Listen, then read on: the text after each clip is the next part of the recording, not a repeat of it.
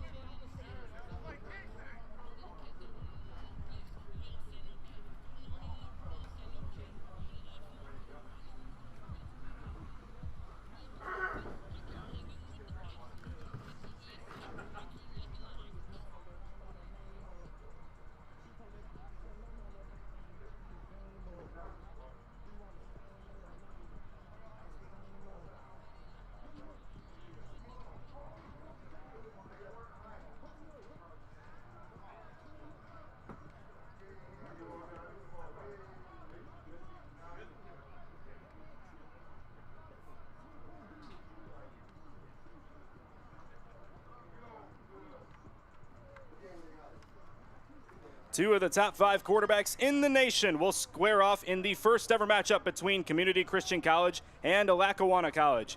On the away sideline, they will make their first and possibly last trip to Detroit as they will move on from JUCO competition to join Division II in the NCAA. For the home team, they look to bounce back from their second season in the NJCAA from a tough loss against top-ranked DuPage.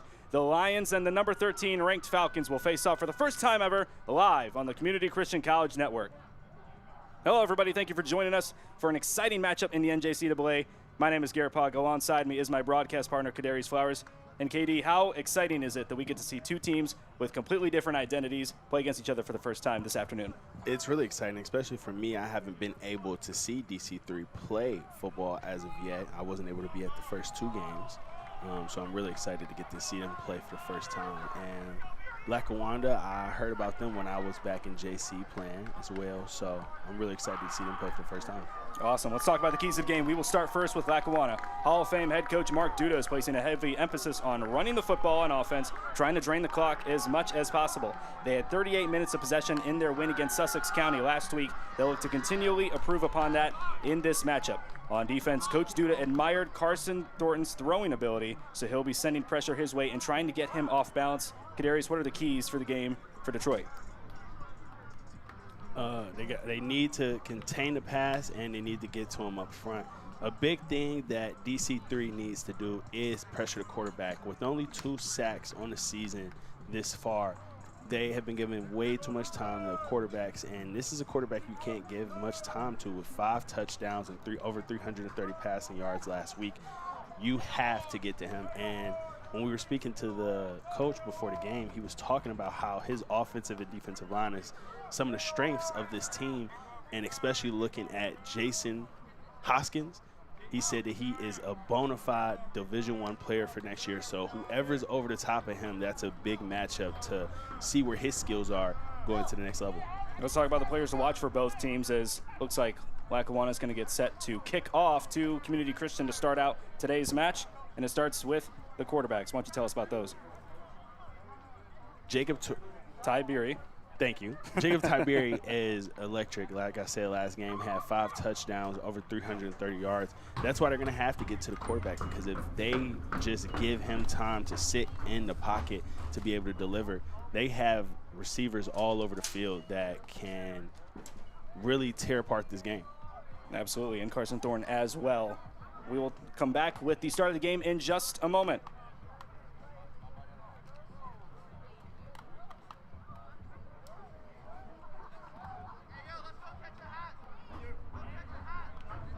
Kickoff taking place in just a moment. 15's on the clock. Community Christian to receive the ball to start us off.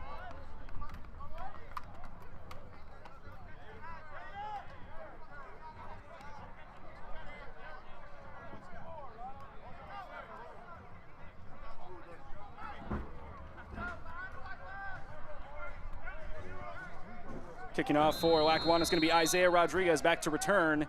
Typically is number Blake Kamelski Forgot his number. Apologies for that, but I don't believe he'll be back there receiving this one. But we are off. First time these two teams are playing, that kickoff is taken from the 20 and will be moved up towards past the 35-yard line. Good kick return to start out here, roughly 10, 11 yards on that one. I thought he was really going to break through that hole. It was looking like that hole was about to open up, but good rally around the kick returner to get him to the ground. First and 10 for Community Christian College. Carson Thornton will walk out there, leading the team today. 700 passing yards for him, 67 rushing yards up to this point. A big thing that Lackawanna is looking to do defensively, they're going to start with a lot of 3-4, and they're going to go into a lot of even fronts as well. So a big thing to watch is on this defensive line, how they're going to dominate up front. Spread look for Detroit. They will operate out of that shotgun look for most of the day. First handoff goes to Mateo Ledesma. He will be swallowed up immediately. In there on the tackle, number 88, Mike Odeyemi. That was also Micah Brown as well, coming right through the middle, number 0, the middle backer. He was kind of the one that set it up. And to talk about what the coach was speaking to us about the game, he said that they send blitzes from a lot of different places. Sometimes they'll send them from the corner, sometimes they'll send them from backside. So that's one thing that DC3 is going to have to be on the lookout for. Empty look for Carson Thornton, second and 14, I would say. Thornton will take the snap. Heavy blitz look. He got hit as he threw, but he got the pass completed to Rashawn Williams. They call him trouble, and it's mitigated. It's now going to look at a 3rd and 12. I thought that ball was about to pop out for just a second. Once he caught it, I thought it was maybe coming out, but he was able to corral it before going down to the ground. Good open field tackle. Rashawn Williams, a Indiana University bounce back. Played at some CCs, including Independence, but now playing for Community Christian. We're glad to have him on the roster after he leads the team in 15 receptions for this Lions offense. Lackawanna is looking like they don't exactly know what they're doing on defense the last couple of plays. Pass thrown deep. They're going to try to take advantage of it. Almost coming down with it is Rashawn Williams. Try to go up one-handed, jumping over the top of number 1, Chris Gill. But to talk about that throw, he put that on the money, and he corralled that in with one hand. He was just going out of bounds. Those are tough throws to make, and in true DC3 fashion, they will go for it on 4th down on their own 35. Maybe they try to draw him off sides. We'll see what Thornton does here. Watch a slant, top side. Pointing to Rashawn Williams on the left side of your screen, potentially. He will instead back up, and they will call an illegal shift. They called one on Carson Thornton last week. You cannot just pop up and rush back there. You gotta move slowly as if you're motioning. So because of that, they will move back 5 yards. And it'll be 4th and a little longer. With the way that they had that set up with no backside help, I thought maybe they might go to that slant going top side. I was kind of surprised when I seen him about to punt it there. So now they'll bring out the legitimate punter, number 54, Jaden Dennis, out to punt. Returning this punt for the Lackawanna Falcons, Wesley Conover, as well as Scipio. That punt gets up past the 50. That's a good punt. Returned by, that's Kylie Patterson, who's taking it up the far side, looking to get past the 50. He will, and past the 40 before he's dragged out of bounds by a gain of Lions. It'll be 1st and 10, Lackawanna College, past the opponent's 40-yard line. Good return. And to speak about him, this is a player that Coach said he is a big person to watch out for. He's kind of all over the field. He said he's about a 4.3-ish speed, so he can get in and out fast. Kylie Patterson described him as super, super athletic, and he also said this receiver group is one of the best we've had in 10 years. Head coach Mark Duda has been with this program for all 33 years of the institution's football program. He's been the head coach for 32 of those years. Was inducted into the Hall of Fame in 2018, and now Jacob Tiberi will take the field for the first time today. Beautiful performance at home. Let's see how he performs on the road.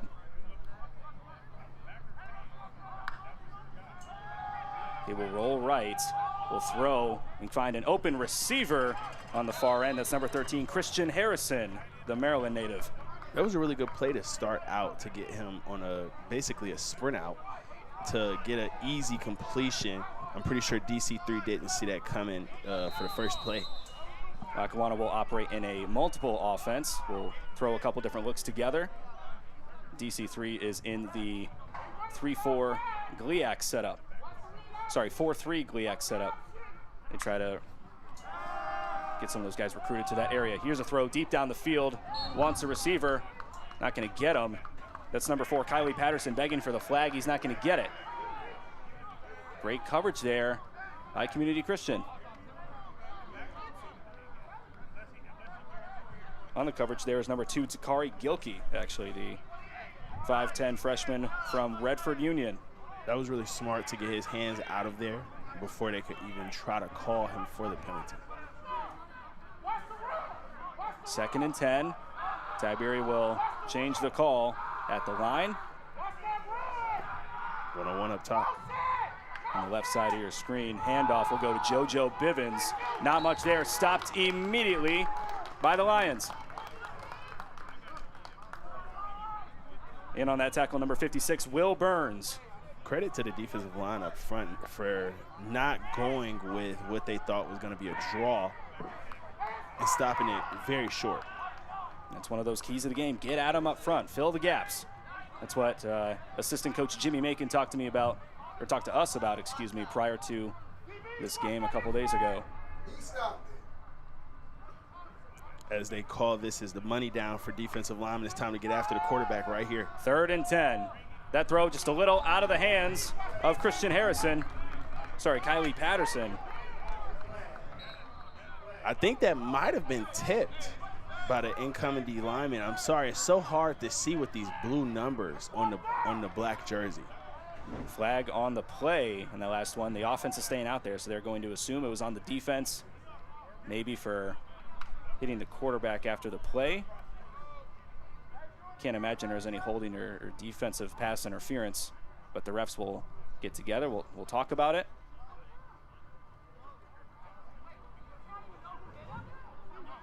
We saw a lot of this last week, or second quarter last game against DuPage, filled with flags. It took roughly 60 minutes of real time. Here's the call.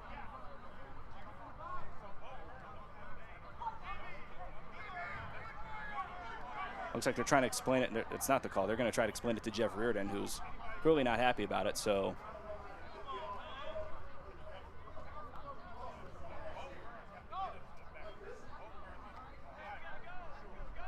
discipline is something that hurt these Lions last week. Hurt the other team as well. Still early in the college football season. Game management was one of the things that head coach Mark Duda described as something that they got to get a hold of, get better at. So they do say it was an unsportsmanlike conduct against the Lions. They didn't name a number, but it's an automatic first down and 15 yards for the Falcons. I think it may have happened when they were on the ground, like after the play was over. These Lions getting a little too excited maybe, but now it puts the Falcons in the red zone.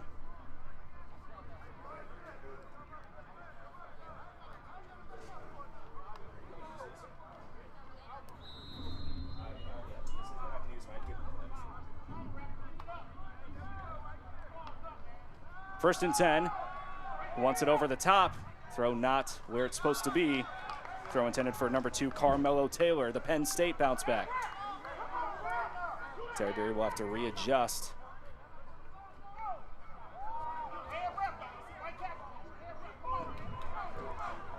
And it looks like it's 2nd and 10, but the first down marker is just a couple inches short of the goal line. So curious to see if that factors into the decision-making in terms of play calling for the Falcons.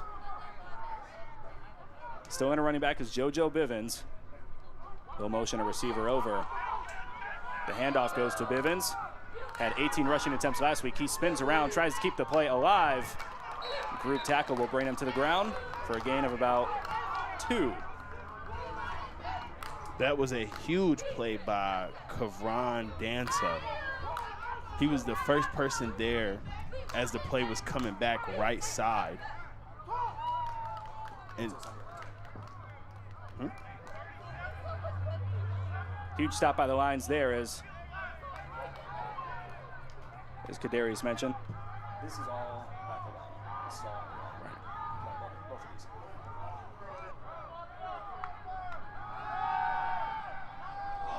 On 3rd and long, here comes the quarterback, almost sacked, and is brought down to the ground. Try to do a little too much. Is there a flag on the play again?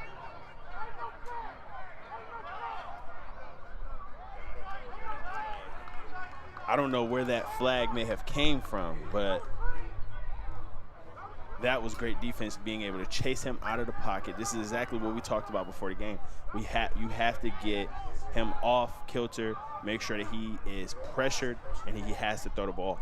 Looks like it will be a personal foul. We apologize. It is in the first quarter. It's not pregame anymore. We'll keep you updated on the time on the field as the game progresses.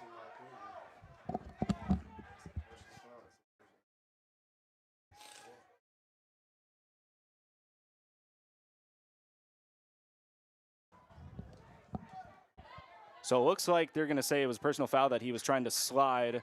I don't know why that would be, as he was getting tackled out of bounds.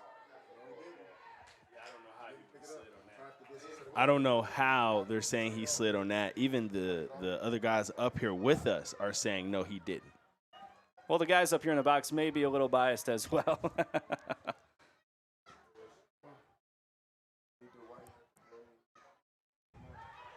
So they're waiting for the ball to be set before our guys get ready. Tiberi will call the offense together, switch the alignment now that he sees what kind of defense the Lions are running.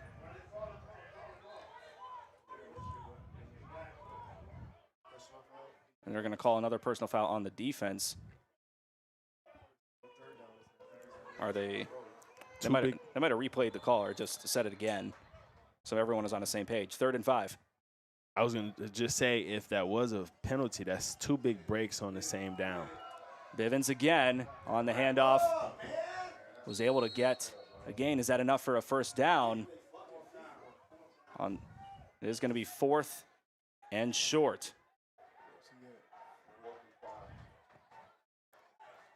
I want to give credit to the defensive line being there on the last 2 plays, though. They're on the outside. They're making the run go back the other way. So 4th, and didn't get as much as I thought he did. They're going to say it's around 4th and 5. Tiberi in the gun. I wouldn't be surprised if it's the same play. They're going to say it's going to timeout for the Lackawanna Falcons. We'll take a small break here, but it'll be 4th and 5. Maybe 4th and goal, depending on how you see it, on the other side of this.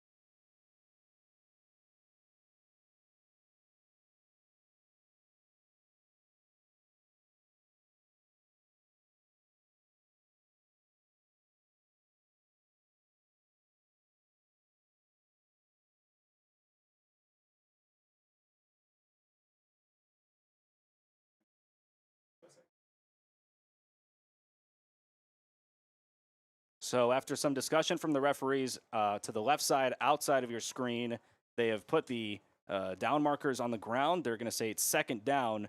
So it seems like they made some sort of error that they've corrected after the fact, even though we've had X amount of plays ran up to this point. Also something to be aware of. Looks like Marvell Baker is warming up on the sideline. Just keep in mind for Community Christian on their next offensive drive. But regardless, still some conversation among the refs. It'll be Tiberi in the offense, 5 yards out from the end zone on second down. Moved up the ball a little bit too, so closer to 3 or 4 yards at this point. Receiver motion. He hands it off to Bivens, who's going to look and charge his way into the end zone, and he got it. Touchdown, Lackawanna. Patience by JoJo Bivens, and he scores his first touchdown of the day for Lackawanna. They caught a really big break getting that penalty there that really moved them into the red zone, and that has really allowed them to set up that score. Place kicker for the Falcons is number 91, Isaiah Rodriguez. Was 1 of 1 on a field goal from 29 yards and 4 of 4 on extra points. He sends this one up. It is through the uprights, 7-0 to start us out. But we obviously see Bevins is going to get a lot of carries. He got 18 last week. That was, what, 5 on the first drive? Probably. So we see that he's going to be touching the ball a lot this game. And that was one of their keys to the game for Lackawanna. They wanted to run the ball. Even though they got this superstar quarterback, bounce back from Millersville University, probably looking to go to a D1 a year from now. They said they want to run the ball, drain as much clock as they can, and they did so. Less than 10 minutes left in the first quarter here at Renaissance High School, quarter number 1. So out to kick this ball once again on the second offensive drive for Community Christian is Isaiah Rodriguez. I really want to give a lot of credit to the defensive line, even on that first drive. Even though that they did give up the penalty of the quarterback slide, and that was a really good way to get to him. And then as well, keeping Bevins to not a whole lot of yards.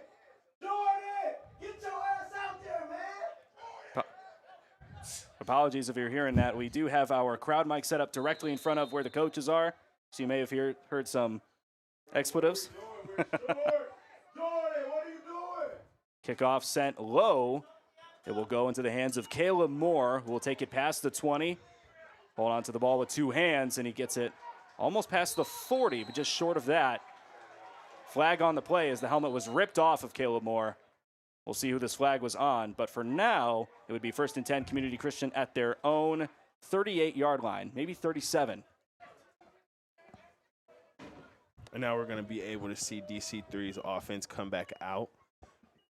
We're going to see how this defensive line reacts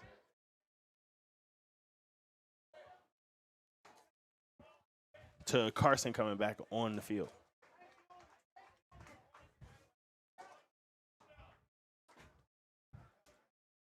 And we'll gather for a moment before the flag is called on the field. Looks like it was called on the kicking team, so it will move the lines up short of the 50, maybe past the 50. It will. 15. There's a 15-yard penalty. Must have been some sort of personal foul on the Falcons. Carson Thornton going out for his second series. And one of the things that it was mentioned to us from Mark Duda from their defensive side is that they do like to throw blitzes from everywhere. Sometimes they'll send the linebacker, sometimes they'll send the corner. So we'll see a lot of different looks in this 3-4 setup that they currently have. Thornton will be emptying the gun to start the second series. 3 receivers to his right. Will motion the tight end over. He will roll out right, similar to how Tiberi did last possession, and that pass is caught for a 5-yard gain. I really want to give them a lot of credit for basically taking the exact same play that they did the very first play on their offense and coming out and doing the exact same thing to their defense. On the reception was number 27, Lorenzo Garcia. There is a flag on the play, if I see that right. That's the second reception of the season, the freshman from Oak Ridge. Looks like they're going to move the Lions back 10 yards. It will be 1st and 20 for Detroit. Again, on offense, biting themselves or shooting themselves in the foot.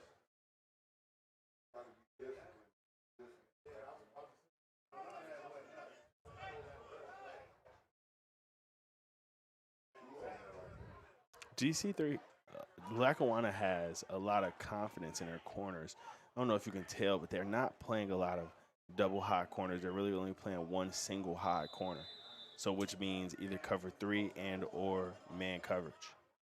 A lot of bounce backs from Division I schools in this corner group. That throw sent way over the heads into triple coverage. Somehow coming up with the catch are the Lions. Past the 40. In the middle of 3 defenders. And Wes Covener was sprinting his way back to try to pick that ball off, but he was able to just squeeze himself right in the middle and be able to get that catch. That was Blake Kamelski on the catch, one of his first of the season. And we'll go to the other side of the field in triple coverage. That throw was on the money, on the run from Carson Thornton, who was offered by Vanderbilt after his impressive performance last week. Was offered by Vanderbilt? Yes, he was. That's something I didn't know. That is fire. Offered by Maryland and Western Kentucky the week before.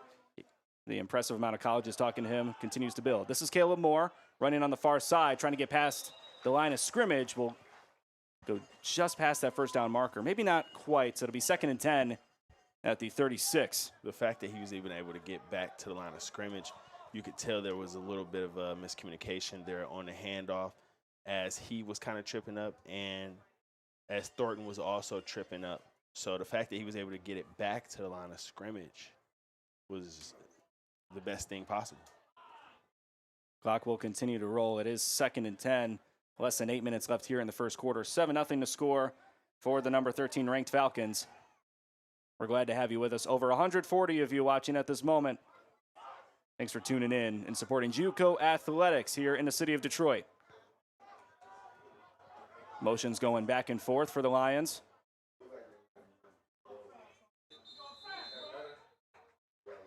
And either a timeout was called or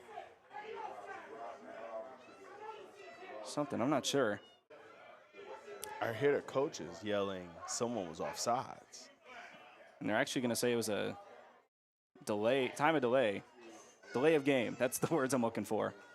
So they move it back 5 yards. It's 2nd and 15. Again, shooting themselves in the foot on offense.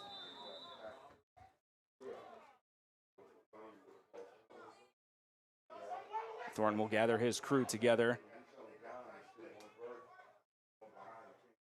Someone from East Grand Rapids High School, 6'2", 200-pound freshman, has thrown for 700 yards over the past 2 games. He will throw again, potentially, if he can evade this rusher. Look at the legs go. He throws across his body, in and out of the hands of the receiver. 3rd and 15. That was Tristan Kellum on the target. He wasn't able to get there, but Halim Muhammad was sprinting his way to try to get to Thornton. And if a 6'4", 265-pound man was running towards me, I don't know what I would do.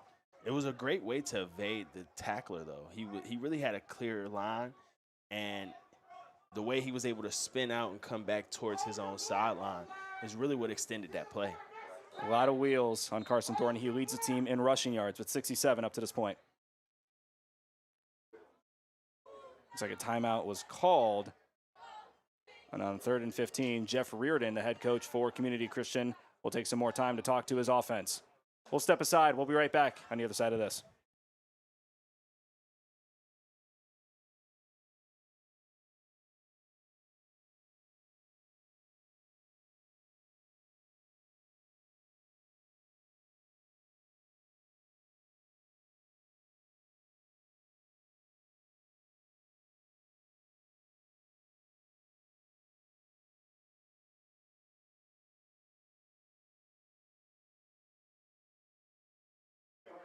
Jeff Reardon is letting the referees have it. He's letting somebody have it. There's a lot of folks in the direction of who he's shouting at the moment. trying to figure out what's what. Remember, these referee crews, there is no other JUCO football school in Michigan, so a lot of the referees that are hired to do these games either come from out of state or they're primarily high school referees. Referee was trying to escort Reardon to the sideline and walk away, try to de-escalate the situation. Reardon's going to follow him around outside of your screen.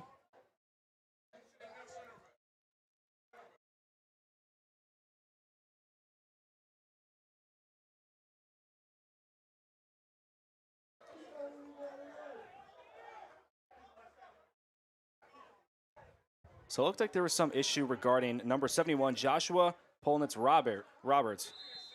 Excuse me on that pronunciation. Another timeout will be taken by Community Christian.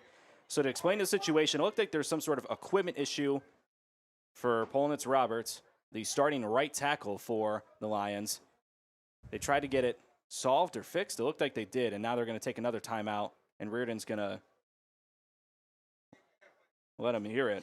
I know later in the first half, that's really going to affect them when only having one timeout, especially if they have the ball, say, the last 4 minutes of the quarter. It's going to really affect them on the back end of the half. Reardon clearly not happy. It looks like he's trying to get some sort of explanation of what the rules are and try to see what is the easiest way to fix the situation at the moment. But for now, they will take a timeout. We will take another break. We'll be right back.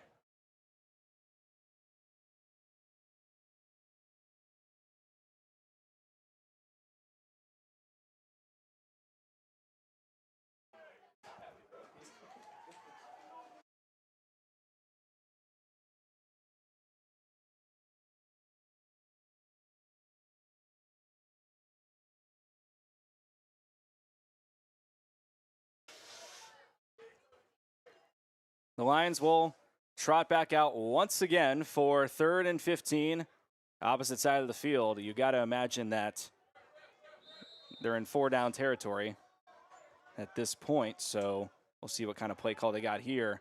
Thornton, running for his life, goes past the defensive lineman, gets the pass off, and completed to Tristan Kellum for a 10-yard gain. Thornton's pocket presence is incredible. The fact that he was in trouble, was able to get up in the pocket, seeing that both of the defensive linemen was coming off their blocks and still able to complete that was incredible. Like I said, 4th down territory. 4th and 5 from the 30 on the other side of the field. Carson will go empty in the gun. Adjustment coming from head coach Reardon. 1-1 on the season. Impressive win against Madonna's JV squad. Then a tough, close loss to DuPage last year. Throw going deep. Who do they want? Trouble Williams, and they got him. 1st and goal. Big boy catch on Patrick Body. He just got bodied. Big time catch to put him in the end zone. Patrick Body, the bounce back from Cincinnati. Rashawn Williams, they call him Trouble. He's bounced back from Indiana University. Rashawn Williams, the redshirt sophomore, 6 foot, 175 pounds, has 15 receptions on a season, make that 16, or 17 actually. And coming into this game had 209 yards and a touchdown. 1st and goal at the 9-yard line. I think Thornton was throwing the ball there regardless the moment that he snapped that ball. Because if you can see, he took maybe a 2-step drop and just absolutely rifled it to the right side of the field. Sometimes it works out in his favor, sometimes it doesn't. We saw examples of that last week. On the quarterback keeper, he will be stopped immediately. Tackle for a loss, number 44, Amir Pender. Big credit to him. Soon as he was coming up through the gap, whoever the outside linebacker was really cut that right side off to have to make him come back inside, which set up number 44, Amir Pender, to make that big tackle. Was that a tackle for loss, or I believe so. Back? It's going to be 2nd and 11. They lost 3 yards on that.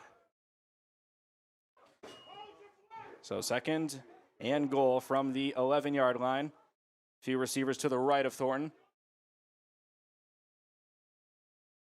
He will take the snap. Looking to throw. He's got time. Will look to his right. Almost gets sacked, and does! Are they going to say he threw the ball? Looks like that's the Play call for a moment. No, it is going to be ruled a sack. They move the down marker all the way back.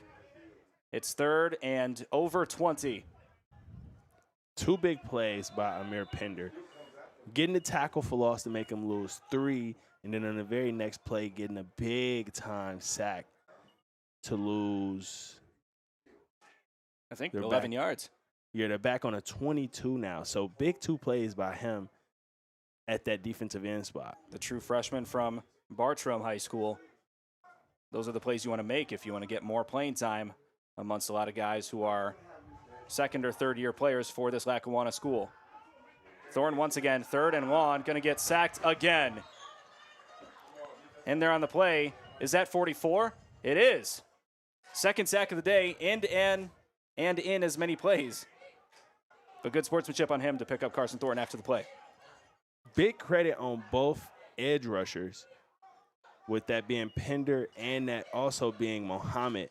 If you see, they pushed up the field, and as soon as he had to go back up into the pocket, he had nowhere else to go. 4th and 24. They need the goal line to get they won't get another set of downs. They need to get past the goal line. And Amir Pender, those are his first 2 sacks of the season. Deep throw going down the field. He wants his receiver. It's knocked away. Smacked out of the air by number 26, Rashawn Giddens. Led the team in tackles last week. Giddens was able to put himself in a position. I think that was one where DC3's quarterback was really almost sorry, I'm mispronouncing the word. He was telegraphing where the ball was going to go. He was kind of looking already in the direction where he was going to go, cocked it back, and I think that the DB knew that it was going to come his way before he even threw it. Rashawn Giddens, talking, because he led the team in tackles last week, talking to the head coach, Mark Duda, last week. He said, typically first-year DBs, linebackers, they very seldom get on the field, but he is that good. He said he's super quick and he covers a lot of ground. We saw it there. He kind of plays more of a hybrid outside linebacker position, but he was able to get back and make the swat, which sends Lackawanna on offense for the turnover on downs. 2 minutes left here in the first quarter. Good carry there for the running back. I believe that's Bivens once again. Bivens is a tough runner. Every inside carry he's getting, he's making sure it's got to be 2 people to take him down. Bivens, the sophomore, played with last year's team, 18 rushes, 72 yards last week against Sussex County, the regional rivals. Almost drew the offsides. Ty Beery will look to his offensive coordinator. In the spread look. Fakes the handoff. Screen pass blown up at the line. Tackle for loss by multiple Lions.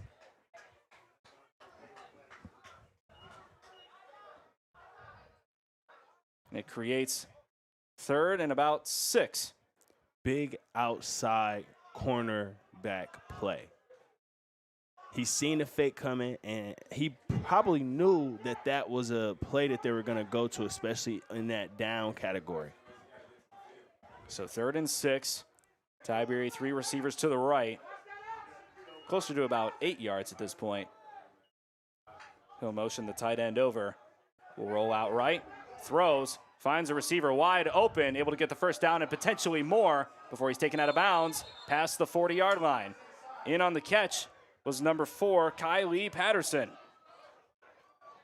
I got to give credit to Iesu Palmer. They brought him in on a crackback block, and that defensive end got pushed all the way to the other side to B-gap just because of that block. Handoff again to Bivens. Stiff arm will push him up past the 45-yard line. It's a gain of 5, 2nd and 5. He is a big back. And I see the type of runs that they're giving him. They're not really giving him anything like an outside zone or giving him everything to go to the air B gap. 6 foot, 200-pound sophomore from Barnegat High School in New Jersey. This Lackawanna recruiting team is able to cover a lot of ground. A lot of guys from the New York, West Virginia area as well as Pennsylvania. I wonder, is he still 200? Because he looks like he might be a bigger back. They might be selling now. him short a little bit, yeah. Throw inside past the first down marker, caught by number 12, Jamal Jefferson Jr.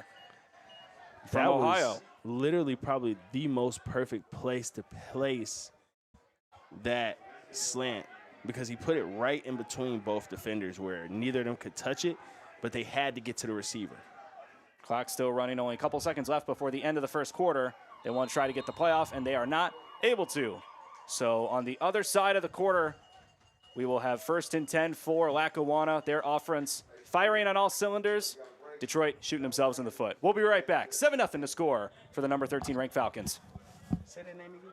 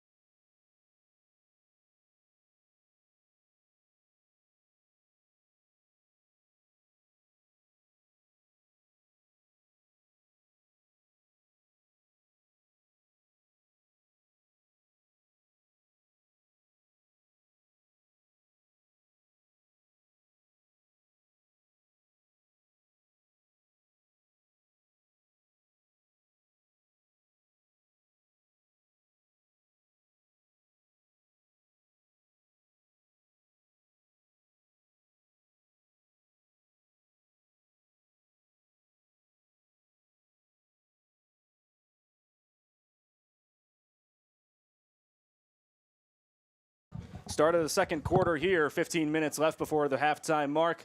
Jacob Tiberi in the shotgun as he's been all day long. He will look, throw quickly, go over the hands of Jamal Jefferson. Late hit. Got to be a late hit. And we're signaling the flag that's on the play towards the line of scrimmage. And if it is a late hit, that's another costly penalty that'll put Lackawanna at the 30. Is that Malik Lewis that they called that on? Malik Lewis, the running back. They're actually going to wave off the flag, so no late hit call. It's going to be 2nd and 10 instead from the 45.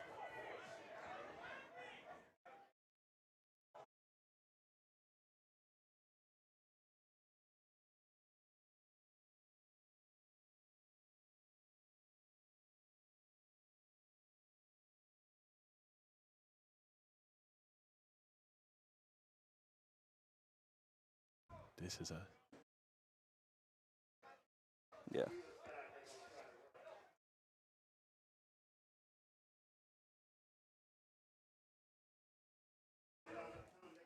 Second and 10, handoff to Bivens. Patient run will get him up to the 40. It's a gain of 5. And on the tackle among many players is number 20. We'll make sure we get his name for you. Bivens is a really good runner. He's seeing holes open up. He hasn't really had a hole where he can hit it and explode through it. But he's had plenty of runs where the hole has been there. Bivens still in. They do have a kind of a running back carousel. They have 3 other running backs they can choose from, but Bivens is getting a lot of the attention so far. Bivens throws short. Tried to make the spin move is Kylie Patterson, who's getting almost all the attention in the receiving game. It's first down. I wonder if we had a running clock on how fast he's throwing the ball right now, how fast would it be? I wonder. Because he is throwing the ball at a very fast speed. I'm surprised they didn't just call the offsides by the defense there. Fakes the handoff to Bivens. We'll go back to Patterson, who's got speed for days like we talked about. Running just out of bounds. Obviously past the first down marker. They're at the 15 in the red zone. DC3 had it in the backfield, but he was able to get a catch, get the stiff arm, and get up the field. Another comment his head coach, Mark Duda, made about him is that his ability to stop and start is exceptional. he doesn't need to stop quite a bit because he's able to outrun pretty much everybody on that field.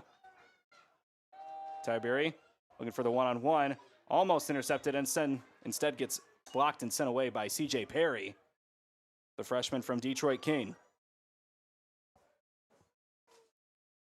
Tiberi is telegraphing a little too much. I see Taking some notes from Thornton. Yeah, I see, because on that one, he definitely did not look anywhere else on the field. He snapped the ball, took 2 steps, and looked directly to the right side of the field. Redshirt freshman, went to high school at Smyrna High School in Delaware. Went to Millersville University for some time as he's able to scramble up and get some yards there. It'll be 2nd and 6 at the 11. I don't know if that's something DC3 defense is picking up on, but he is telegraphing quite a lot right now. Even on that play, he didn't throw the ball, but he snapped the ball and immediately looked to the left side of the field and loaded up like he was going to throw it. But I think he felt the pressure coming, which made him run. But he's doing a lot of one read right now. I don't know if that's something DC3 is paying attention to, but Tiberi is doing a lot of one read right now. Not a lot of double reads and looking and scanning across the other side of the field. Something to note, when we say DC3, we're referring to Community Christian College, of course, talking about Detroit Community Christian College. That pass made to number 82, Iyasu Palmore. Was able to get it almost up to the first down marker. Maybe not quite. They're going to say he stepped out of bounds short, so it's 4th and 4. This is a big play for Detroit Community Christian right now. They're keeping their offense out there, so they're obviously looking to run an offensive play. If they could get a stop right here, this good analysis would be from you. huge. That's why we pay you the big bucks. 4th down, they got a receiver on the far side and the near side. Will instead hand it off to Bivens. He's able to charge his way past the defensive line. 1st and goal for holy smokes, Lackawanna College. I got too many schools in my head. My apologies there. But it will be 1st and goal at around the 2-yard line. That was the right play to do. Give it to your bell cow. Let him pick up the yards. This offensive line has been stellar. And they will give it to Bivens once again, trying to get his 2nd touchdown of the day. Trying to spin into the end zone. Did he get it? Yes, he did. Touchdown, Lackawanna.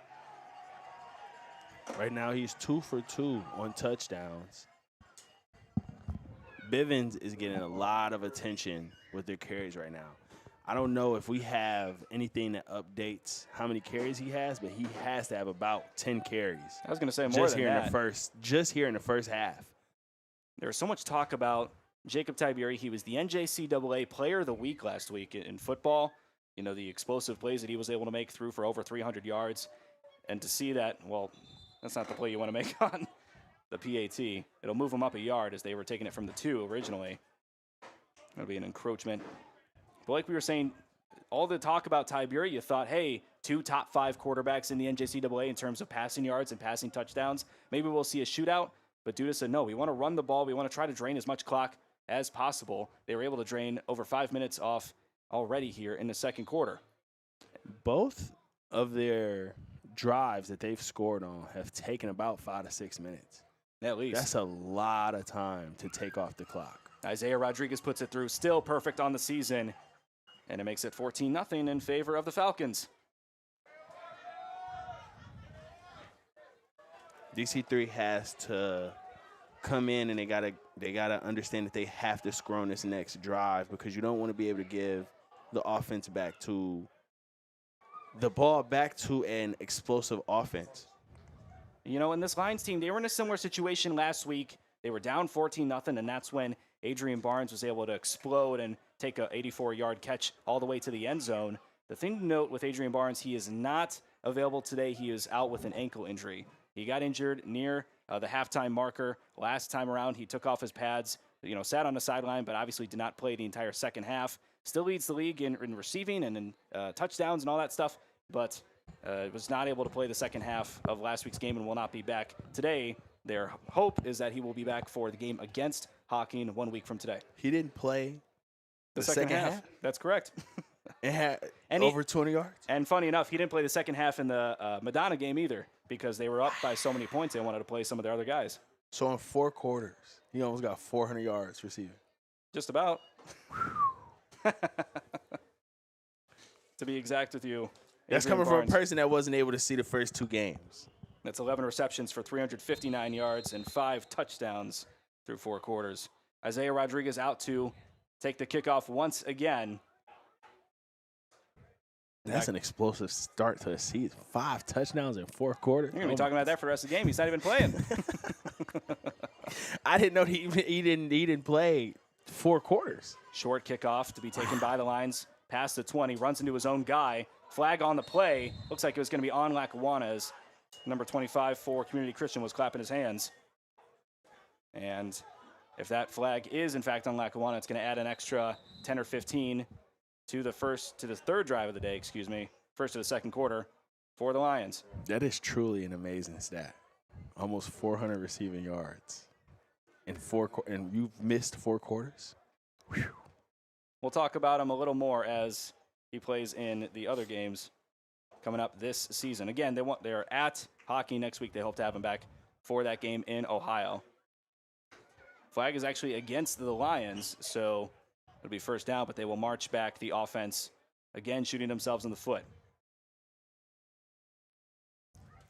Lackawanna does not have Pender on the field to start. We got to think about this is a very talented front. They got, nice, great nose tackles. Kevron Danzo, the freshman from Stroudsburg. Khalif Spencer, who had a fumble recovery last week against Sussex County. Dyer Weeks, who had a sack from Scranton High School. I mean, there's a lot of great talent. All first-year players, pretty much. They're in a 3-man front with a DB on the edge. Screen pass will get to Ledesma, able to rush past the 30-yard line, almost getting the first down and might do just enough. That was a tackle made by Brody Daughtery. Starting middle linebacker. Him and Micah Brown. Micah Brown plays like more of a nickel type position. So it's kind of more of a linebacker / corner or safety. Kind of plays a little bit of both. Lackawanna fans might recognize that there's some guys that are listed as DB, but they kind of line up in a linebacker position. That's what makes this defense so interesting, is that they got guys who can kind of play all different types of positions, move in any type of direction. I mean, it's hard for the offense to get settled in when you recognize that the guys in front of you could be in one position one place, and then the next play they might be somewhere else. On the snap here, first down and 10, gets the reception to Rashawn Williams, and another first down for Detroit. Back shoulder throw, being able to catch it, get the feet in bounds, first down. That was a wonderful play.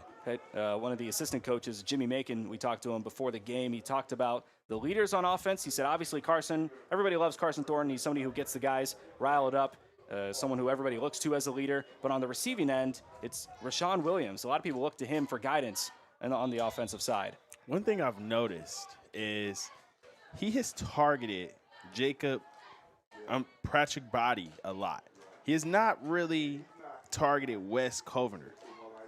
And it's one of the things is I wonder if Patrick Body was given the task, hey, you're covering 14 all game, so make sure you got your guy lined up.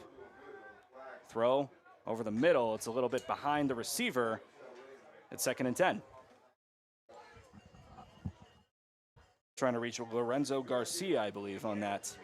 I wonder, pass. Is he following him, or are they just playing boundary and field corner? We'll have to see. It's more of a boundary and field corner setup for the Lions, but for Lackawanna, we didn't get that many details on their defensive setup.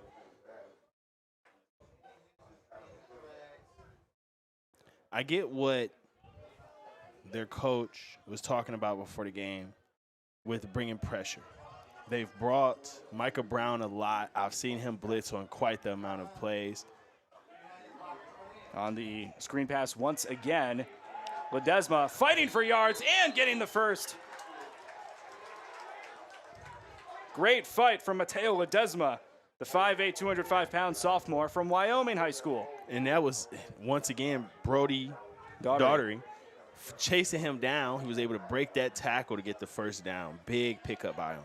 So I got a little too excited. It's not first down. It's more 2nd and 2 up to this point. I thought he got to the first 2, though.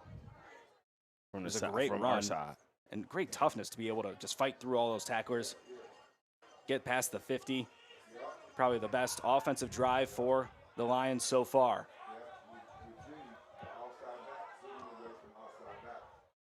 Three receivers to the left of this look. One safety up top. Time is stopped for the moment. I'm going to see what the call is here.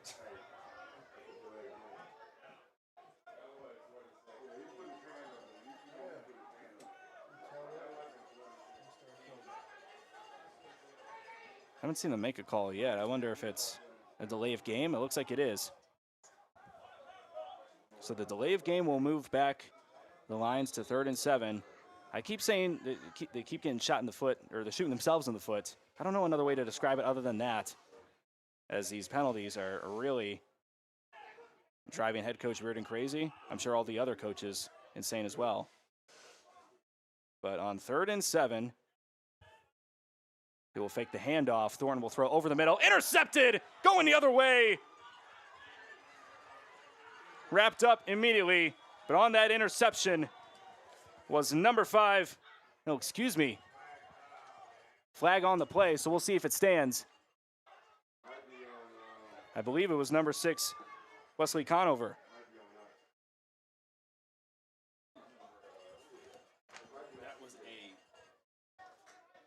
That was a huge play made by Lieutenant Rashawn Giddinson.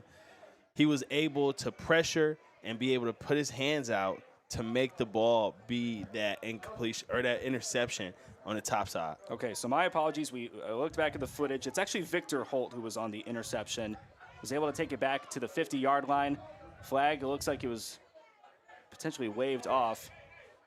No, actually, it was an unsportsmanlike conduct on the Lions. So it'll be 1st and 10 for Lackawanna, past the 50-yard line, all the way up to probably the 35.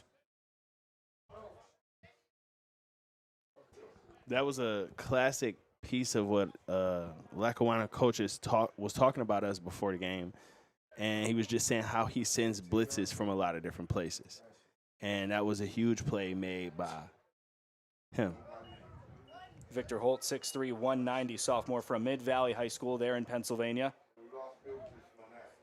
So 1st and 10 on the opposite 35. And with roughly 9 minutes left here in the 2nd quarter,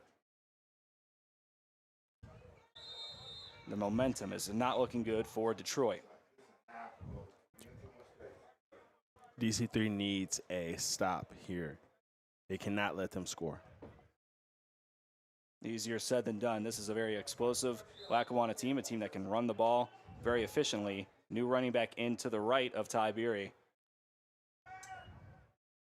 Receives a snap, one read deep, all the way down the field and wide open. Touchdown, Lackawanna. And it's so crazy. I knew that that's exactly who he was going against. He was in a bail coverage on the outside, and it was just him up top, and that's where he threw it to.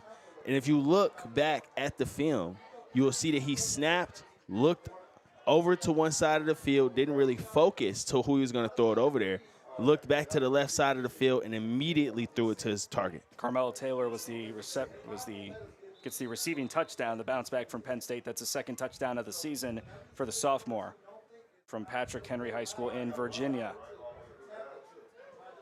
Kick sent up, just barely gets over the uprights, and it's 21-0.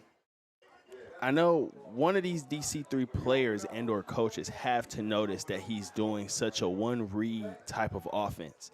He's not really looking at more options. He's snapping the ball, looking to one side of the field, and immediately throwing it. First ever meeting between Lackawanna and Community Christian. Lackawanna's been a part of the NJCAA for 33 years. They will move up to Division II 1 year from now. They'll be in a probationary period and then join the PSAC. Well, they'll join the PSAC next year, but you know, they obviously can't make any sort of bowl games or postseason eligibility regardless of their results. For Community Christian, this is their second season in the NJCAA. So completely opposite positions, but Mark Duda talking to me on my way into the stadium saying, you know, I remember when we were just starting out too, and he talked about how he not only was a defensive coordinator, but he was also an academic advisor to be able to make it a full-time gig for him. And so he recognizes the position that Community Christian is in and the work that has to be done in order to build a program to be at the place where Lackawanna is potentially 30 years from now. It's such an interesting that they're going up to Division II next year. They're going to be facing so much different talent and so much different. It's not going to be any more familiarity on their schedules. We've seen this. We've seen Lackawanna go up against guys like Georgia Military College and Snow College for so long. I asked, well, what was the driving decision behind going to D2? Their head coach Duda said, well, really, it was the other sports. You know, there's not a lot of JUCO, you know, volleyball teams or bowling teams that are outside or in Pennsylvania, so they really have to travel outside of state.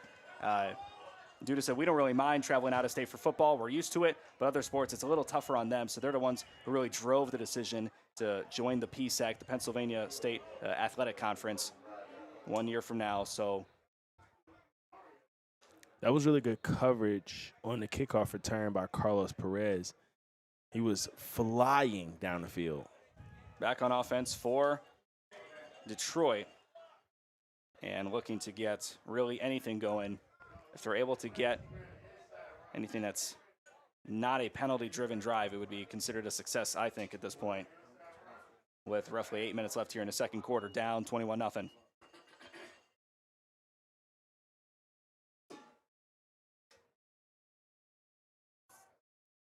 Thorne will be in the gun. Two receivers to the right. 34. Got you. And we're looking to reset the clock here first before we get started. Renaissance High School on the north side of Detroit is the home for Community Christian College Athletics, or for the football team this season. One more home game after this against Hocking College in October. Throws right. The one look will go into the one hand of the receiver before it bounces out of bounds. On the target there was number 45, Myron Mayberry, the freshman from Michigan Collegiate. And once again on that, it was a one read. He snapped the ball, turned himself to the right side of the field, and just launched it. I don't know if these are specific set plays that go to these specific receivers, or if the coach is just telling him go to his first read. But I know some of these defenders have to be aware of that. Thorne is empty in the gun. He will throw deep once again. A great coverage, almost coming up with the catch. But on the coverage there, number 6, Wesley Conover, the sophomore from Methacton High School. He's been having some really good coverage on his side of the field. That's one person I've been looking at, as well as some of the defensive linemen. Another flag on the play. Surprise, surprise. And we'll see what the call is here. As of now, it's 2nd and 10. Another two people I want to point out that are back in the game are Pender and Mohammed. They're both at the edge rushers again.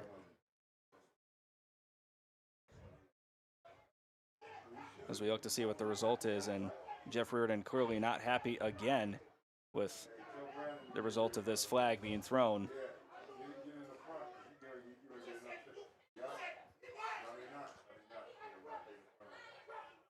Some fans letting their voices be heard as well. It will move Detroit all the way back to within their own 20-yard line, all the way back to, well, it looks like the 15. Very, very difficult scenes here for Detroit. So it's 2nd in a Walmart parking lot. I like that. 2nd in a Walmart parking lot. I like that. They're saying it's also a loss of down, too. So if that is the case, it would be 3rd down and a lot.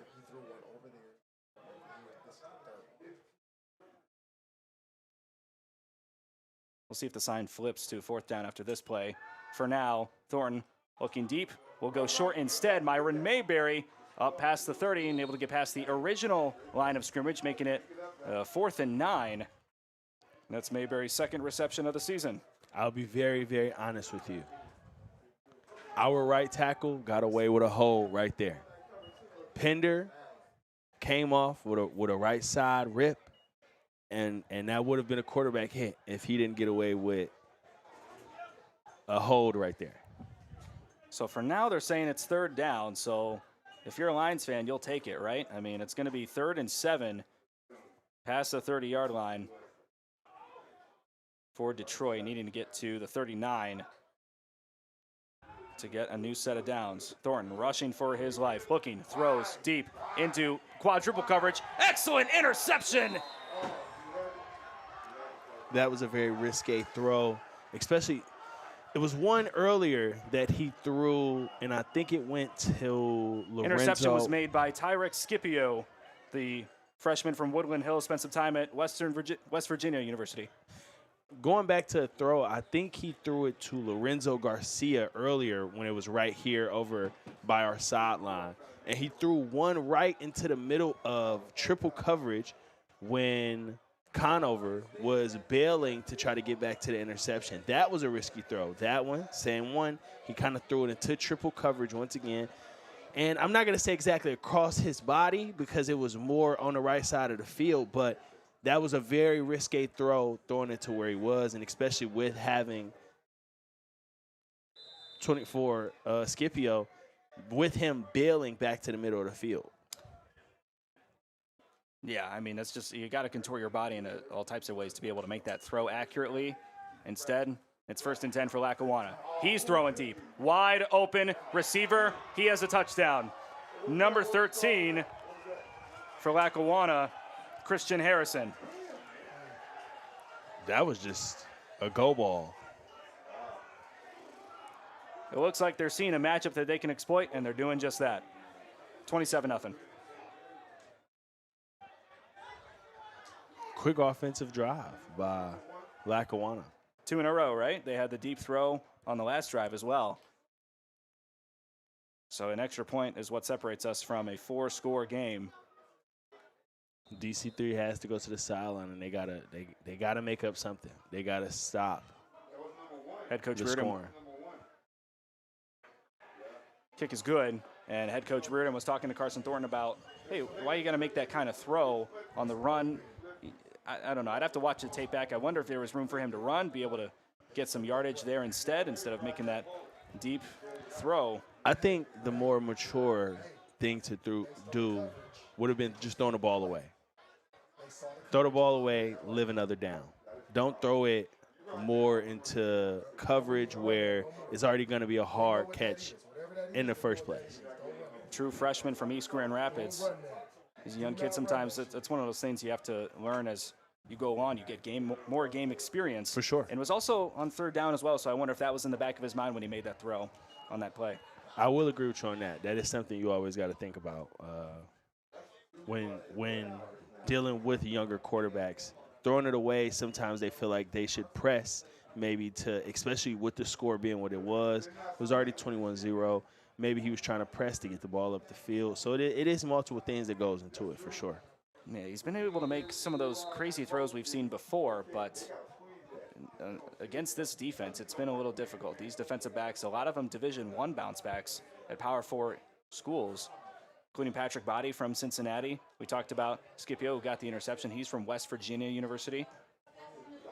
So this kickoff will go past the 20, and the Lions returner will take it back. It's actually Myron Mayberry on the return. Will go up to the 27. One thing that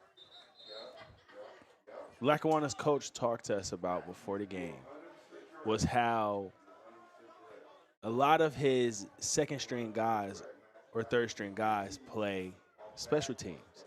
And he was talking about being like winning special teams before the game. And I really want to give a lot of credit to Carlos Perez. The last 2 times on kickoff, he has been the first person down to touch whoever is the receiver of the ball. The last 2 times. And that's something that's, us media people, that we don't notice those things on special teams, but coaches notice that. When they go to watch the tape later this week, they're going to notice things like that. So once again, on offense for Detroit, heavy pressure look. They have about 7 on the defensive line right now. Sending multiple, able to get past the defensive line is Carson Thornton. The throw not in the area, looking for some sort of pass interference, I think. They're not going to get it. I don't know what possessed number 20, Bakersfield, to push the receiver. He could have got a penalty for that. I don't know what really made him push him, especially at the end of that route.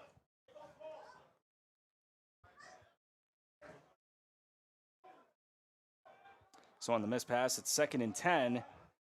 And again, the way that this defense is able to just send all types of mixed pressure looks, it makes it tough for the offensive line that already has a tough time struggling to block. And as I say that, big time tackle for loss, and now running like a dog is number 88, Mike Odeyemi, scoring his first tackle for loss this season. He was able to literally just beat the tackle off of the edge. That was literally just whoever was on the edge wasn't able to touch him, and he was able to get to the backfield very quickly. And now this is money down, so you know these defensive linemen are about to have their ears pinned back. 3rd and 17. 6 minutes left here until halftime. Ball just past the 20-yard line. I want to give Lackawanna's defense a whole lot of credit on how they send pressures. That is something that he talked about extensively before the game, and to see it in person, that they are sending them from everywhere. Oh, yeah, I look at that defensive line, the linebackers, I'm like, I can't tell who's rushing, who's not. Everybody looks, they have the same stance, you know what I mean? So it's, yeah. They're also sending delayed blitz. I think that's another big thing for this team. Like, they're sending a lot of delayed blitz, not just we're all going to line up on the ball and all go at the same time. A lot of fans here in the audience, 167 of you watching live right now. Thank you for your support of JUCO Athletics, Community Christian College. Or if you're a Lackawanna fan, hey, thanks for supporting your guys on the road. That's why we broadcast these games, so you guys are able to watch your kids while you're home in Erie, Pennsylvania, or elsewhere. There's a lot of guys on this team from Delaware, Virginia, like we talked about earlier. Other states as well.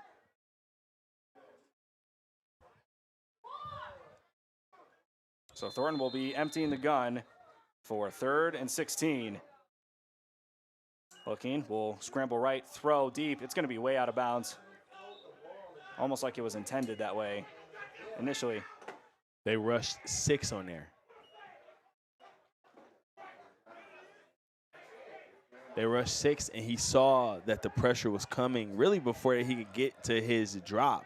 And by the time he was really getting to his drop, the edge rusher from the right side was already kind of in his face. So he knew, just like last drive we were talking about, maybe throw the ball away. That was the choice, to throw the ball away instead of trying to put the ball in harm's way. So for the 2nd time today, punter Jaden Dennis is out for Community Somebody Christian. just threw a flag. Somebody just threw a flag. Yeah, I see that. I'm trying to assess the situation. Looks like there might be some sort of unsportsmanlike conduct, maybe some words said, and it is going to be on the defense. Is that going to be a first down? I believe so. That's an automatic first. Oh, we just got blessed. Well, God is smiling down upon the Community Christian College Lions as of now. So on the automatic first down, Detroit will come back out. They gotta capitalize on this. 28-0 to score so far. If you're just joining us, it's been a fun game if you're a Falcons fan for Detroit. A lot of penalties, a lot of shooting themselves in the foot. That penalty on Lackawanna has been uncharacteristic from what we've seen so far in today's game. The last 2 offensive drives for the Falcons have been quick scores.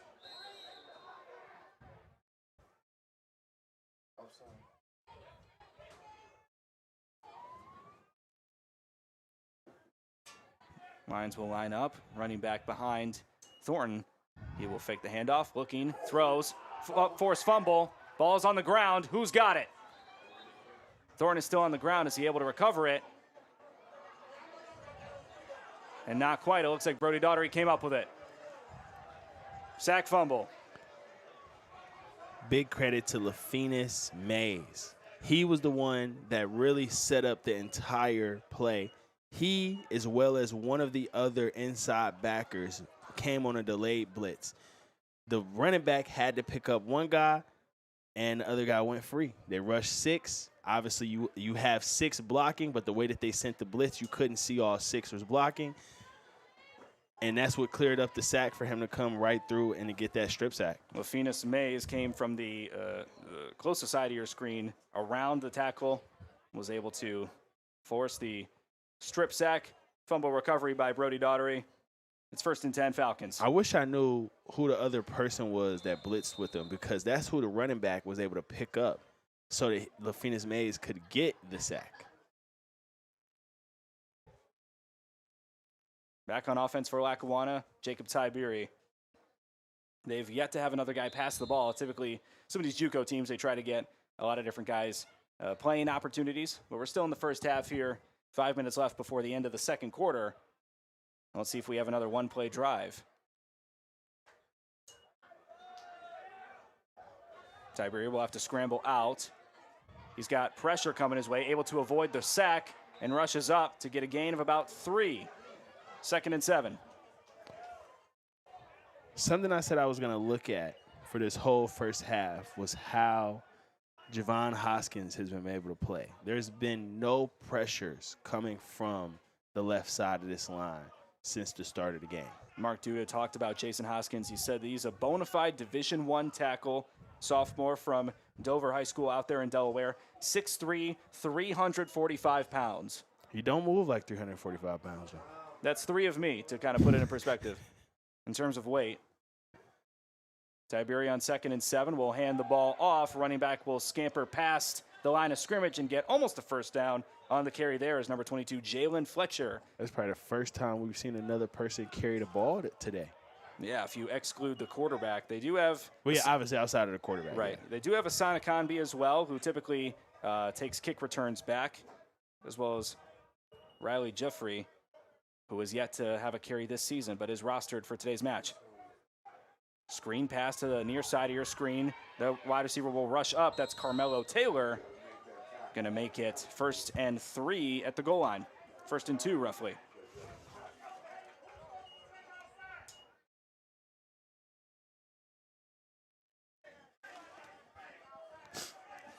That was a really good block on the outside to keep our cornerback here on the left side away from the play. Tiberi trying to keep it quick. Will motion Taylor over. Handoff will go to the running back instead. Was able to get up to the 1. It'll be 2nd and a couple feet. That was a pretty classic play. Just have your receiver come like you're going to give the receiver the ball, snap it, give it right off to your running back. Redshirt freshman, 5'9", Same 205 play coming. pounds. And the man from Bethlehem High School scores. Touchdown, Lackawanna.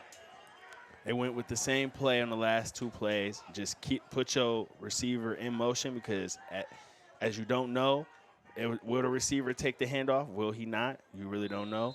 So you got to honor and respect on the outside. And with 3:25 left, a PAT away will make it 35-0. There's some sort of injury timeout discrepancy going on. I think the offensive lineman, Justice Creston, kind of laid onto the ground. Said something was wrong with his back, so he just laid on the ground, begging for the injury timeout. He got it, and then he got up and walked away. Wasn't sure what that's about. Matt Johnson trying to figure out the situation as well. The clock stops regardless because it's a touchdown score, so. Wasn't it a kid at Miami that used to do that like every game? Oh, that's out of my depths. I don't know. I wouldn't know that answer. Rodriguez, up, good. 35-0. 3:25 remaining here in a second. We'll take a step aside. The last 3 minutes of the quarter coming up after this.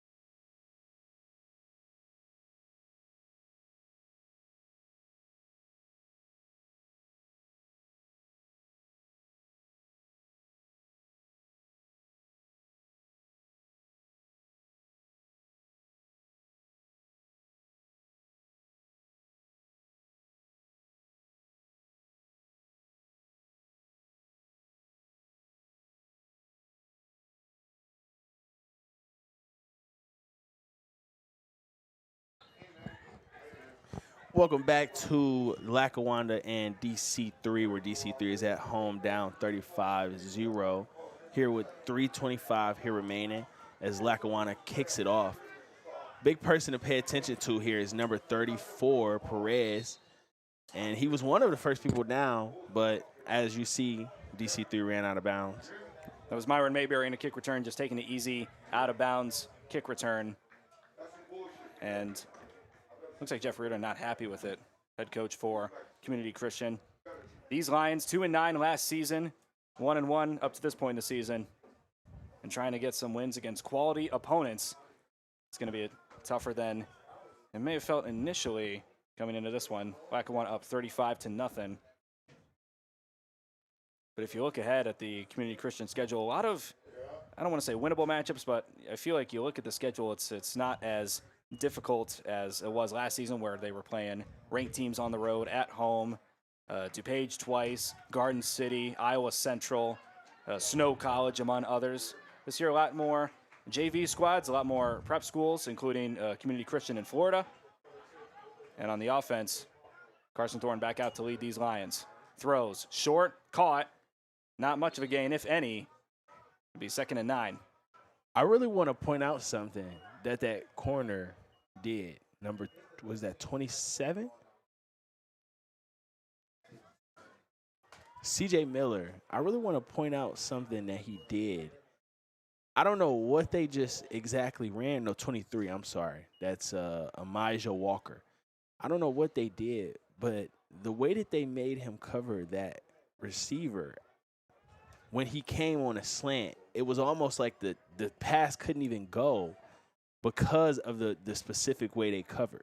Lions given an extra yard, 2nd and 8. That throw off the money and intercepted behind the receiver and into the hands of Patrick Body.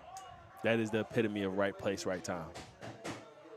That is the epitome of right place, right time. Because he almost dropped it. 3rd interception of the day for Thornton, 4th turnover overall. And we got 2:32 left until the end of the first half. This has not been what I would have been expecting, especially seeing how they played last week against one of the better teams in the nation. Assistant coach Jimmy Macon talked to us about how this team felt rejuvenated and almost elated to some extent that they're able to compete against DuPage, one of the best teams in the country, that they're able to just perform at that level. DuPage, one of the teams that's won national championships year in and year out.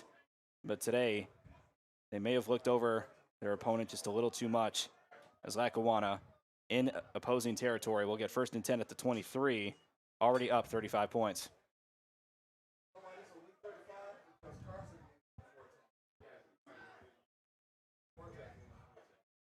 Tiberius still in. Will receive the snap. One read. Down the field, he was looking for Carmelo Taylor. Good coverage there by number 2, Dakari Gilkey. Being up here with me, do you see what I'm talking about when I say the one reads?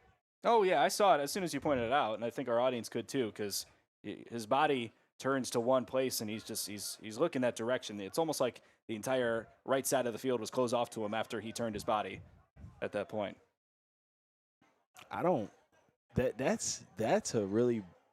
That's not a very good quality as a quarterback to have, unless this offense is all based through one read. Obviously, I don't know that part, but with him being a one read, like he has been one reading almost the whole game. I'm sure four-year coaches probably noticed that, as the handoff will go to JoJo Bivens. He comes back in after Jalen Fletcher was able to get a few carries and a touchdown on the most recent drive. Bivens will take it up. It's about 3rd and short for Lackawanna.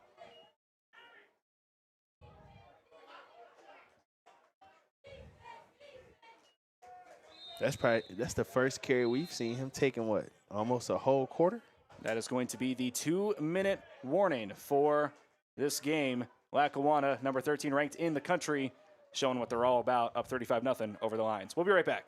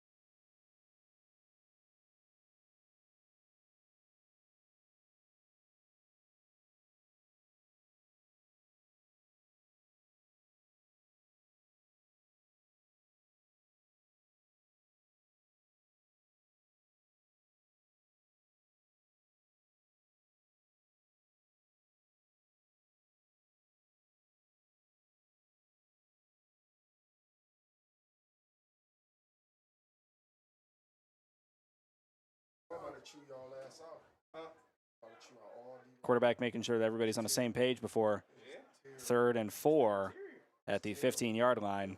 It's terrible.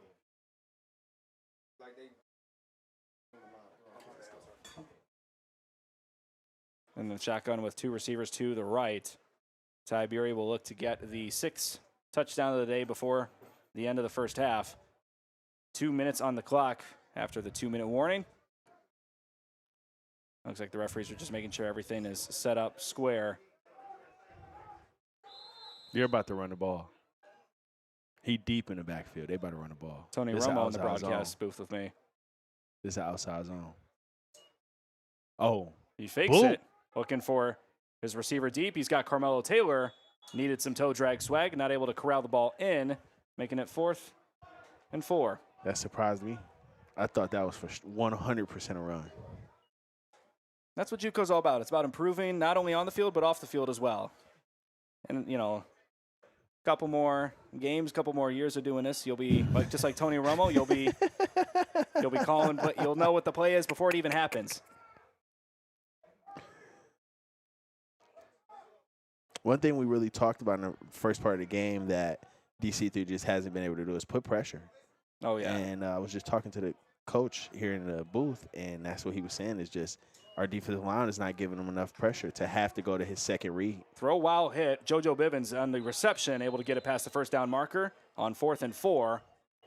Very important down for Detroit, and they're not able to convert. It's 1st and goal at the 9-yard line. Timeout taken, so the time will stop at around roughly a minute 37 on the clock.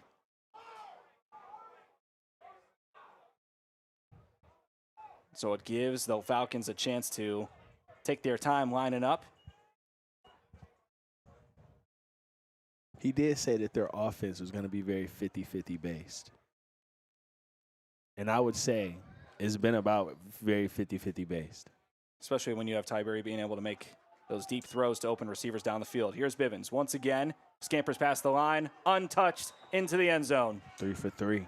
Touchdown, He is Lackawanna. having him an explosive day. I don't know how many yards and how many catches, carries that he has currently, but he is having himself a day. 3 touchdowns.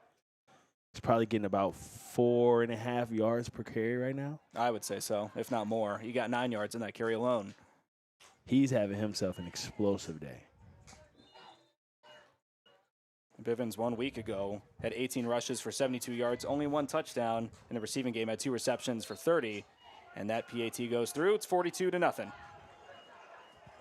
Minute 30 left on the clock. Kadarius and I will take a step aside. We'll be back on the other side of this.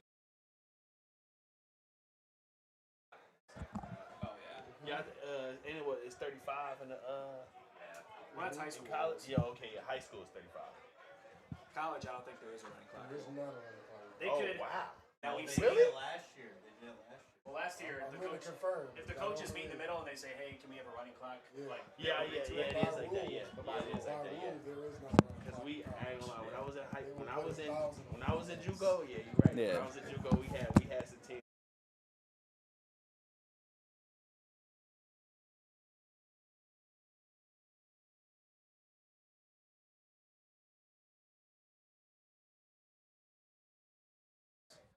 That's real live.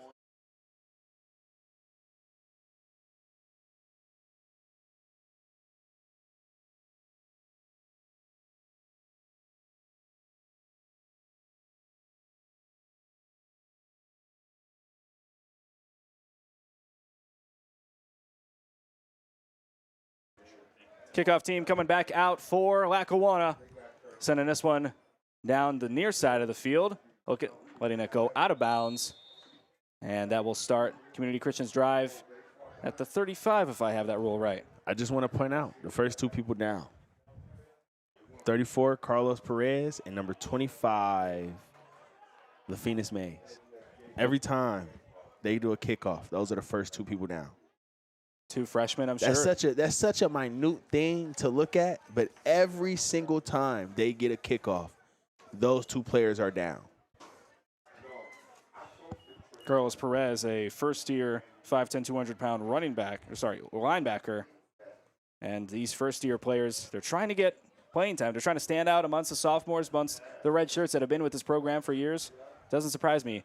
Guys like Lafinas Mays, he's probably going to be riveted about that strip sack that he had earlier in the game for days to come. So 1st and 10 for the Lions. I think they'll take anything as a success at this point. Thorne looking to throw, having to run again, trying to spin. Will end up throwing out of bounds instead. And there was some issue in the past season with intentional grounding. Not the call today, or right now at least. That was a really big play by Khalif Spencer. He was the one that really kind of made Thornton have to spin back to come back to our sideline because he thought he was going to be able to spin out to the right side, to the left side to be able to go that way. But with Spencer kind of closing in on his left side, he had to throw the ball out of bounds. I spoke too soon. Intentional grounding is the call. It's a loss of down and 10 yards as well. So it moves Detroit back to 2nd and 20. So it wasn't a receiver in the area? No, there wasn't a receiver in the area. I was wondering if he was outside of the tackle box, I think was the issue, and whether it got past the line of scrimmage or not. So it puts them on their own 19. 2nd and a lot. They need to get up to the 45 for the first down. Lackawanna has done a great job with sending blitzes today. Great job. That's one of the things that Duda kind of joked about with us. He was like, hey, we're able to send blitzes from all over. It makes it fun. And he's like almost giggling about it. It literally has messed up the entire offensive line's perspective of how to block. Has struggled up to this point in the season. Deep throw over the head of number 26, Rashawn Giddens. Receiver not able to get within the area of the ball.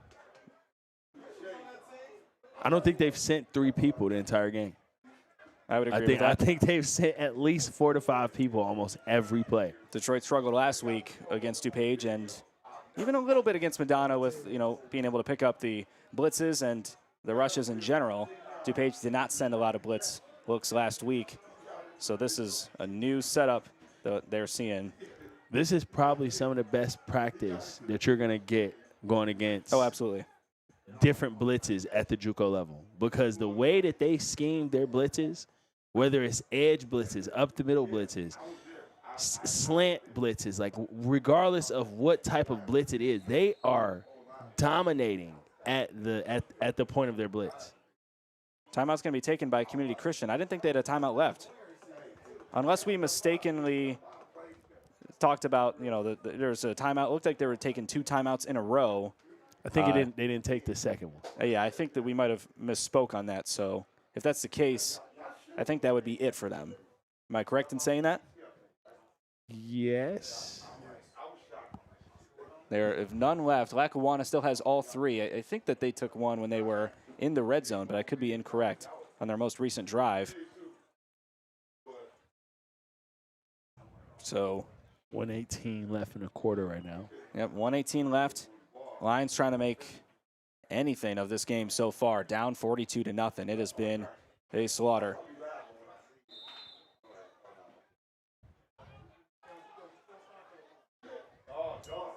Thornton throwing deep. Wants Williams. Going to throw it straight to Patrick Body. Second interception of the day for the bounce back from Cincinnati. Still running. Almost tackled and now is past the 50.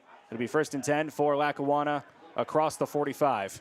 I think the biggest problem is Thornton has kind of lost confidence in maybe the offensive line a little bit, and he's not knowing how long do I have to hold the ball. So he's with them already running a little bit of a one-read system. The fact that he's now having to do a one-read system, and on top of that, the blitz is getting there very quickly, is throwing off his timing as a quarterback. You can see it in the body language, too. He walking on a sideline, obviously not happy with the performance up to this point in the game. He's taking his helmet off, kind of going for a walk at this point. We'll see if he can gain some composure and confidence back before their next drive. For now, 1:05 on the clock. Lackawanna trying to put up 49, maybe 50. Tiberi looking deep, Three-step has to drop. sidestep, and sacked.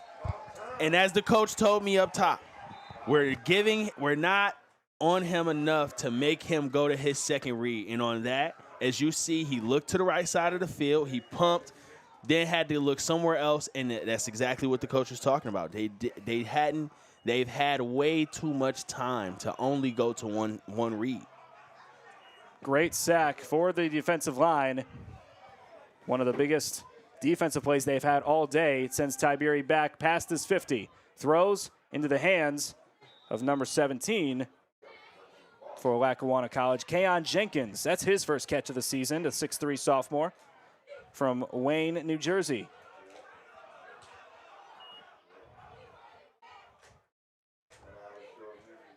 .8 seconds left here in the second quarter.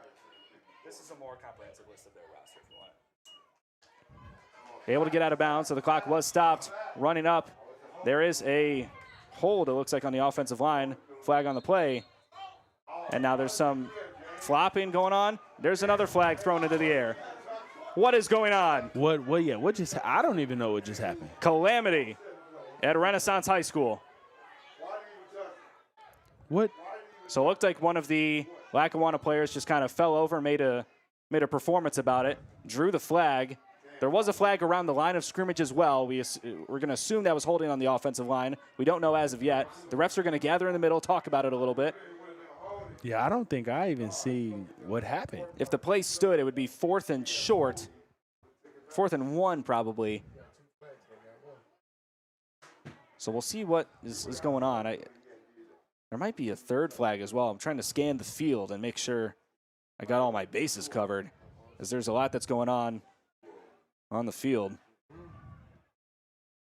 22.9 seconds left in the second half, or first half, excuse me. I'm sorry to cut you off. I think it's going to be on Lackawanna. Matt Johnston, defensive coordinator, will bring his team in and have a chat with them, making sure that they know, hey, don't be touching the offensive players, even if they're talking, saying a little whatever. Even the DuPage coach brought up last week how sometimes these games in Detroit, they get a little chippy. There's a certain attitude that comes with these Community Christian Lions. So ball is going to be respotted somewhere. We're watching the referee carry it up to the 45-yard line. And now bring it back. So they just kind of outside offset of your screen. Each other almost. What is going to be, the foul is going to be taken on Lackawanna. So they're going to make it 3rd and a while, just past the 50-yard line. Close to 3rd and 16, it looks like. 22.9 seconds. Tiberi trying to make something of this drive. Of course, up 42-0, so he doesn't need to do too much, but we'll see. He'll throw a screen to Carmelo Taylor. Double pass. Oh. And a tough hit from Taylor. A lot of smack talk after the play as well, as you saw. Bounce back from Penn State making his case known. Big play by Carmelo Taylor, though. Pick up some yards. Makes it 4th and 8. Sorry, 4th and 9. Just behind the 42-yard line. Notice someone they just brought in. 87 has not been playing for most of the game. Gianni Marino, the 6'3 freshman from Valley View. Handoff. Looks like they're going to run out the rest of the clock. There was only 13 seconds prior to that play, but a timeout is being taken. They called a timeout. Yeah, they called a timeout. I don't know if they're going to throw it to 87, but all I'm saying is 87 ain't played almost the whole game. Only one reception on a season for 7 yards last week against Sussex County. So because it was a turnover on downs because of the running play, the clock automatically stops. You don't need to take a timeout. Community Christian doesn't have any timeouts left to take. They have 7.6 seconds left on the clock to be able to make something happen. Down 42-0. And if you're the offensive coordinator, who's also our head coach, Jeff Reardon, this is where you pull out the trickiest of trick plays to try to see if you That's can. when you put all your athletes on the field. Yeah, all your athletes on the field. Try to catch this defense off balance and make something happen before the end of the half. Try to draw some momentum going into the halftime locker room meeting. And God bless these players. I would not want to be part of that meeting. I agree. I had a lot of them when I was in college. I went to Minnesota State Community and Technical College, and we, my 2 years there, we probably won about 4 games. So trust me, I was in the same boat almost every game. Community Christian in their second year in the NJCAA, trying to build this program. Carson Thorne trying to get to a Division I level. That throw is out of bounds. It's an intentional throw out of bounds, but still 3.6 seconds left on the clock. Something I want to point out there, though, none of the defensive linemen understood that that was a screen. So they were all about 6-7 yards up the field. If that running back could have caught that, I don't know how much room he had in front of him. But those defensive linemen were nowhere to be found. They were all focused on trying to get rid of the quarterback. I assume that they're thinking it's some sort of deep play coming up. The biggest thing a defensive lineman coach will always tell you is retrace your steps if you were able to get through too cleanly. So again, 3.6 seconds left. Probably the last play of the first half. Carson Thorne will look deep. He will throw over the head of the receiver, straight into the hands of the defensive back. I believe that's Wesley Conover. And if it's not a pick six, that's the end of the half. But he's got blockers, and he's got room. A lot of players gave up. It's a touchdown. A lot of players gave up on that. Pick six. A lot of players gave up that entire left side of the field. Pick six makes it 48-0. And it's a difficult thing if you're a Lions fan.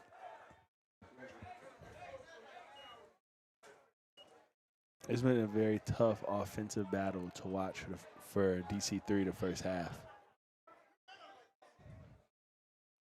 And it somewhat starts and ends at the defensive line. Would you agree? Or the offensive line? Yeah, I was going to say offensive line more than anything.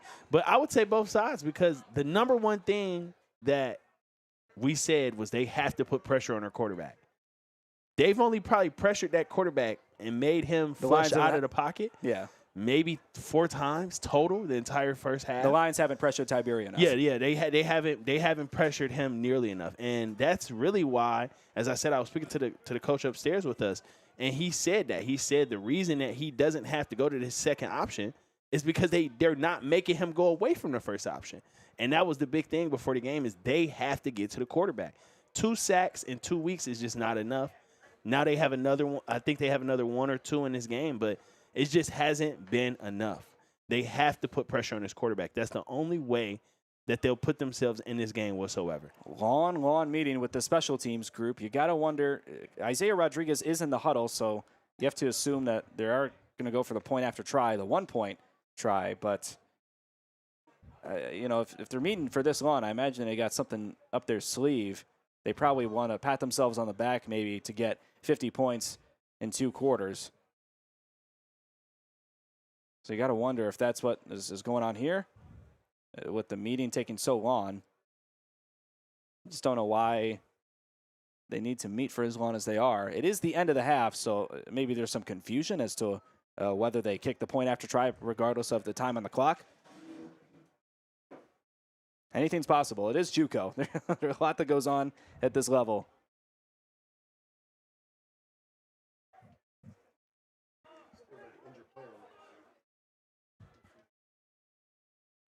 Oh, my apologies. There is an injured player on the right side of the field outside your screen towards the 35-yard line on the opposite side of the field that they're tending to right now. We'll take a step aside while they tend to him.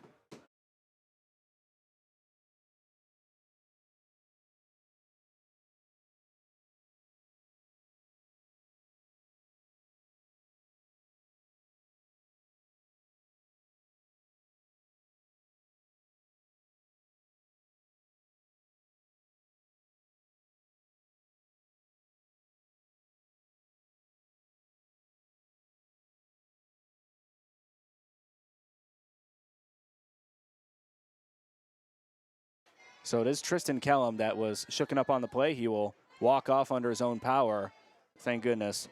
And on the other side of this will be a point after try from Lackawanna.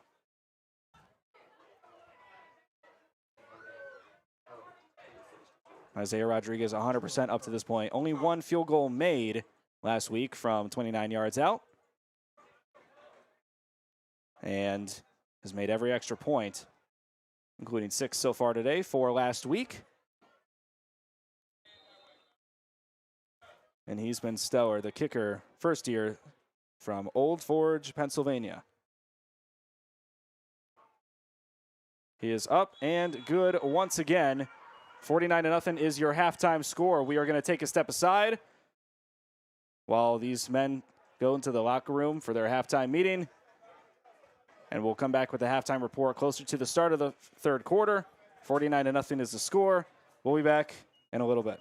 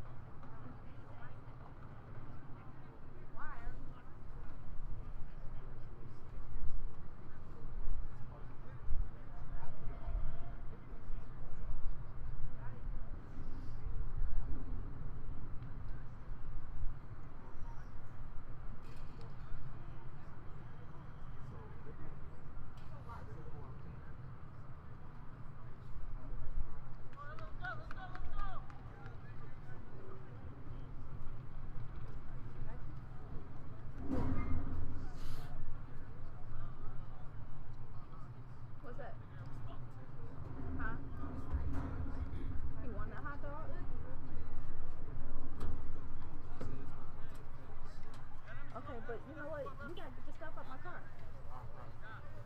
Huh. Did you unlock it from your phone? Oh, yeah.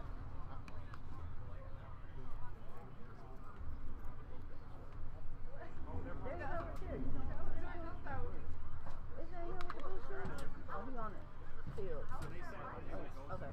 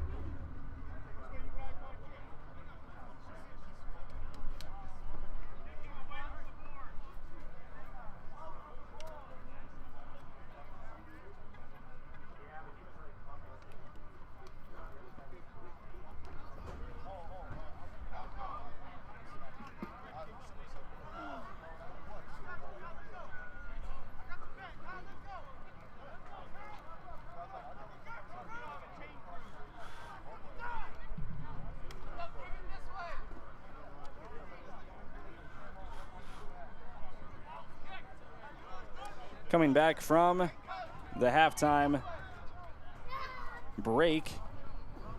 There would be a halftime show if I could muster up the energy or the words to say anything along the lines other than it's been all Lackawanna. This offense has been dominant. It's not been just one guy. It's been a lot of different playmakers, including JoJo Bivens, Carmelo Taylor, Kylie Patterson, among others. And it's been a star-studded affair for Lackawanna. For Community Christian, they've had a lot of turnovers, a lot of penalties that have shot themselves in the foot.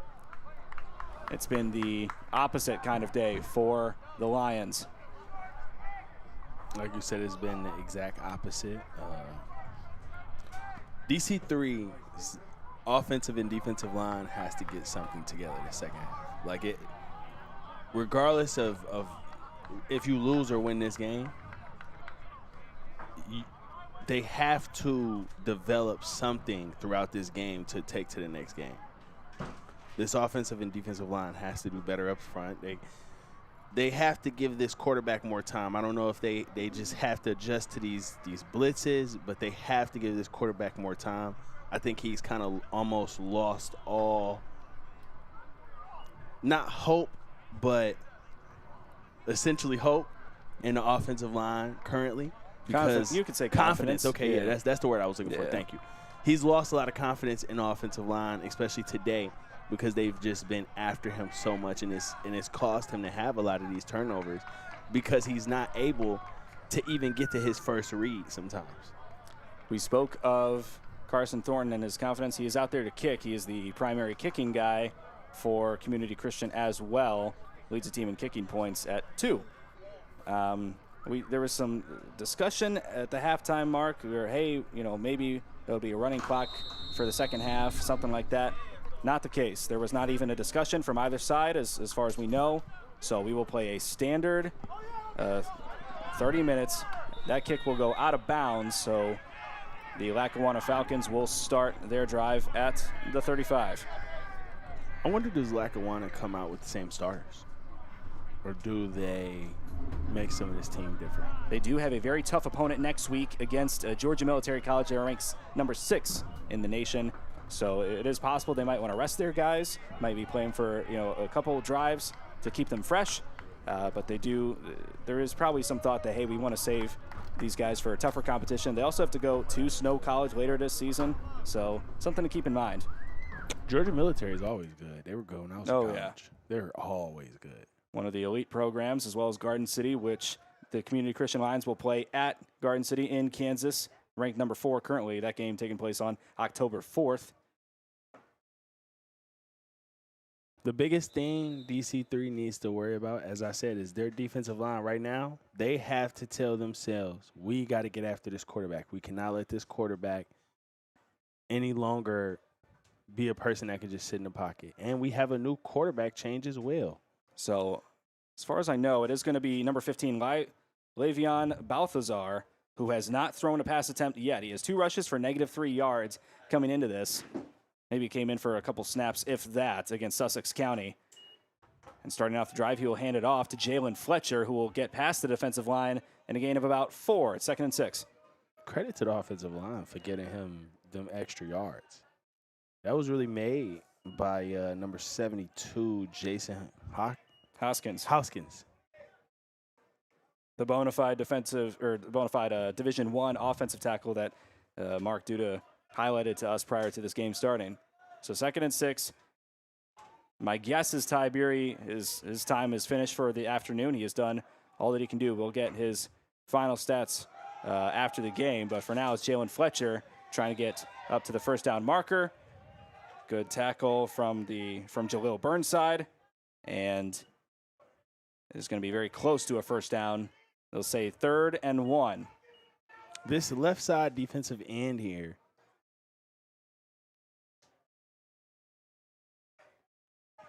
on Detroit Christian needs to make sure that he contains the outside. That's really why that play was able to work.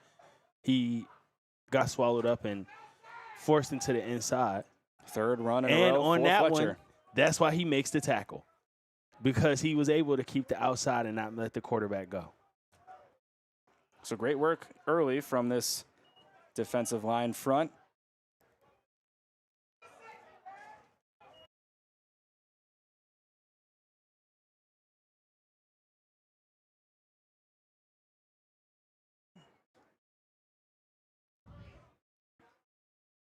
So after being swallowed up early, 2nd and 10 now for Balthazar. He'll hand it off. Jalen Fletcher's 4th carry in a row. Busts through the line. And the second level, 1st and 10 after the tackle by Dakari Gilkey. That was probably the biggest offensive rush that they've had all day, because most of the runs have been maybe about 4 or 5 yards apiece, especially when Bivens was in a lot for the first half. This offense moving somewhat quick. They're not huddling for all of their plays. Balthazar still in at quarterback, looking to see when he will throw his first pass. Instead, he will rush it himself, trying to get past the line of scrimmage, tackled by a multitude of Lions. Good job. They'll look to sort out the pile, but for now they're going to say it's a gain of about 1, 2nd and 9. Good job by the edge, and he did exactly what I said number 66 was doing here on the left, and squeezing to make sure nothing could come outside. You have to keep that outside leverage, because as long as you keep the outside leverage, everything has to come back inside to where most of your defenders are. Before the game, we did not get the numbers for Malik Hebron and Malachi Clark, so it could be one of those two that typically start for this Community Christian defensive line. Fletcher will move to the other side. Handoff. Fletcher will move past the linebacker there. It's a good gain. It's about 3rd and 5 on this next play. Good gain, but once again, like I said, they're keeping the outside. That's their biggest thing, is they need to make sure that they can keep that outside contained. They're obviously trying to run the ball here, so they need to make sure that they do the most to stop the run. We do see Marvell Baker, the backup quarterback for Community Christian, warming up on a sideline. Very curious to see if he will take the reins for the offense for Community Christian, as Balthazar rushing for about a 3-yard gain. It's going to be 4th and short past the 30-yard line. Last 3 plays, that's all I can say about the defense. They at least kept outside contained. They haven't let them get outside. That was where number 22 really broke open. Jalen Fletcher really broke open his run, because they did not have outside contained. And ever since then, they have been able to keep everything at least within a couple of yards. So within field goal range, I would say, for Isaiah Rodriguez, the kicker, but they will go for it. It's a handoff to Fletcher, and no doubt about it, he's got the first. A gain of about 4, and Fletcher has been leading this offense along with Balthazar up to this point. That just takes breaking down on a tackle. He was able, they really got him in the backfield almost, or right at the line of scrimmage. They were just able, they missed that tackle, and that's what got him the first down. Jalen Fletcher is running the ball quite a lot here on this drive. They haven't thrown the ball once. Curious to see if they will allow some of their other running backs to get in the mix. Jalen Fletcher, 5'9", 205-pound redshirt freshman from Bethlehem High School, so 2nd year in the program. Tough hit, but Fletcher able to go down spinning, making for a nice gain of about 6. Iyasu Palmore, gotta give it to him again. That was another block where he literally pancaked the defensive end, and that's why Fletcher was able to choose his hole to go through. Iyasu Palmore, 6'5", 215. The redshirt sophomore will be looking for a new home after this season.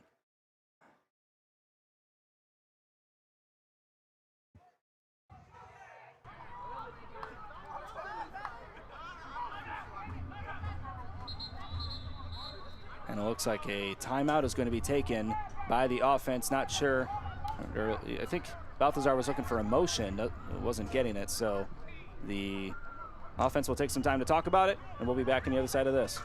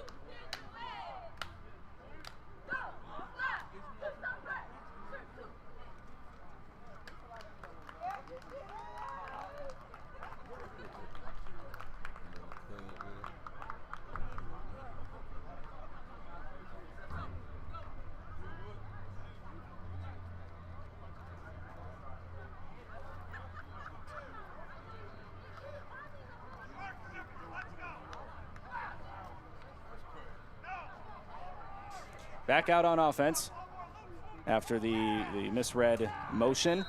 Palmore will get back up, and we're back in play. 9 minutes left here in the third quarter. Trying to run out as much clock as they can. Fletcher will trip and fall down, but enough for the first down marker. It's going to be 1st and 10, just short of the 10-yard line. We have not seen another running back in the game yet. JoJo Bivens obviously getting the majority of the carries throughout the first half. They also have Asana Kanbi, who typically returns kicks for his team, as well as Riley Jeffrey, who has not taken a carry this season. Another handoff. Fletcher runs into his own blocker, able to get a gain of about 2 or 3. Excuse me, he got more like 5. They're going to say it's 2nd and 5.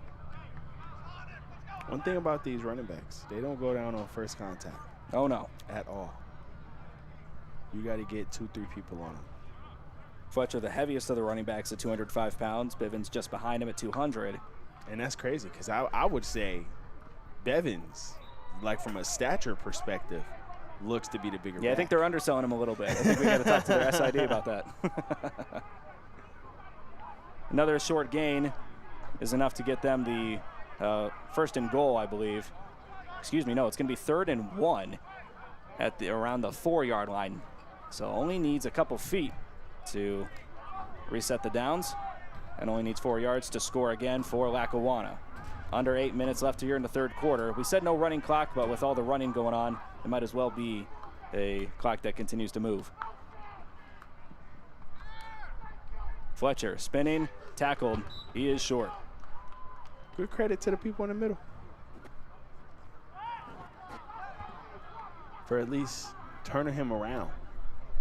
Absolutely not allowing anything to get in easily. And on 4th and 1, they're keeping the offense out there. First time we see 22 go off the field, Fletcher. In his place, they will bring in Asana Kanbi, the freshman from John Handley High School in Virginia. Balthazar hands it off. Akanbi, first rush. Very close. They're going to say he's short. I like how he gave that handoff. That was like a mid-draw type of handoff, but it wasn't. They didn't throw it. Like it wasn't looking like they were going to throw it in the first place. So excuse me there. He's short of the goal line, but not short of the first down. So it is going to be 1st and goal at around the 2-yard line.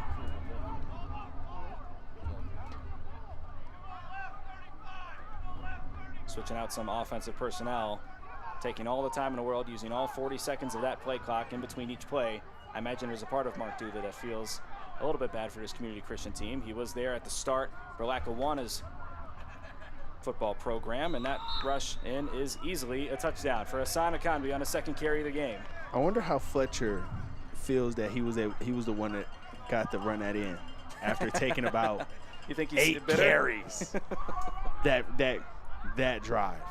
As long as the team succeeds, right? Yeah, for sure. But I know he got to feel a little bit of a way. I take him about 8-9 carries. He wants to show those 4-year coaches all those, a touchdown. It boosts the stats just for a little sure, bit. 100%. 100%. 6 points in fantasy, I call those touchdown vultures. So a total of 15 rushes on that drive ends it with a little over 6 minutes left in the third quarter, which makes it a 9-minute drive. That's a long time to be on the field as a lineman. Oh, yeah. Kick is up and good once again. That is a very long time to be on the field as a lineman. Score 56-0. We'll wait for the offense for Community Christian to take the field. We will see if we have a new quarterback for the CCC. We'll be right back.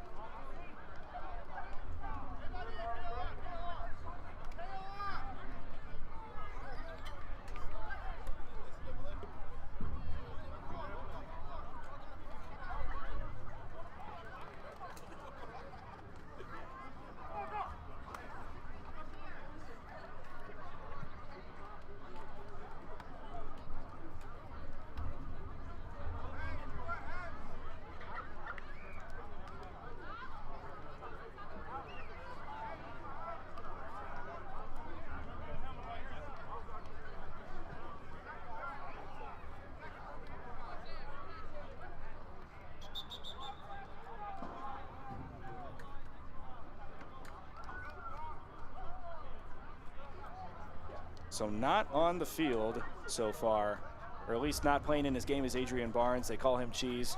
He is on the sideline, has been on the sideline all game, trying to support his teammates through this tough loss that they're receiving right now. No pun intended, but Adrian Barnes hanging out with a few of the defensive backs, trying to encourage them, hype them up a little bit as they are down 56-0, middle of the third quarter.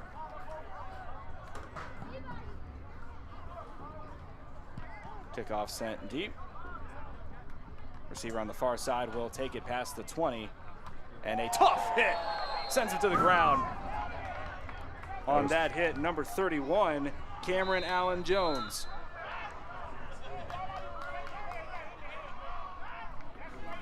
And because of the collision, because of the sound it made, I wonder if it was a helmet-to-helmet hit.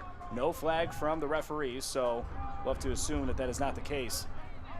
It's something to keep in mind if those tough collisions continue to happen. That was a hit right there. Oh, yeah. Yeah, that was a hit.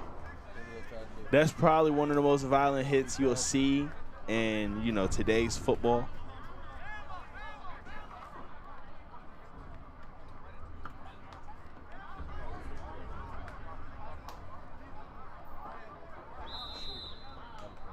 So that kick returner, I missed the number on it, so I apologize, but he is getting attended to. It actually is Myron Mayberry, who's been taking a lot of the kick returns for this team. He is shaken up, but he's going to be able to stand on his own feet. Still in at quarterback is Carson Thornton, so we'll see how long he continues to play, assuming it might be the entire game. Receiver beat the defensive back. It was Rashawn Williams, but the throw not there in the correct place. But the So thing 2nd and 10. we got to talk about is number, let me make sure I got the right number, just to make sure. Number 90. Spencer came right off the edge. Nobody touched him. I don't know if it was a slide of the offensive protection. I don't know exactly if it was that, but nobody touched that left end coming off, and he was able to at least, you know, jump to try to get his hands up. So that play was kind of rushed and forced. Thornton 2nd and 10, emptying the gun. Looking left, throws, looking for Emil Ivey. Throws just outside of the hands. And it looks like the confidence of Thornton is shaken up, to say the least. Lackawanna has a really good defensive line. No kidding. They've been creating pressure all day, and especially with the different looks that they've created on the defensive side. It makes it tough for an offensive line that was already struggling against a normal 4-man rush against DuPage last week. That's something they got to continue to work on and figure out as the season goes on. Throw is deep. Looking for Rashawn Williams. Did he get it? He bobbled it around. Was it inbounds? Let's see. They're going to say he was out of bounds. So that was a great catch, though. Yeah, to bobble it and still catch it, that was fire. So great focus, but no toe drag swag from Trouble Williams. It's 4th and 10. And it looks like the punting crew might come out. They are. On that one, that was probably one of the best offensive line, like one of the best plays for offensive line all day. He was able to give him some room, so he was able to throw that pass. T-Rex Scipio as well as Kylie Patterson will be back to return this punt, depending on which side of the field it's punted to. And not enough O-linemen on the field. You got to bring more guys out to block, make sure that this another safety doesn't happen like what happened last week against DuPage. Jaden Dennis begging for anybody to come out to block this tough defense, now special teams unit.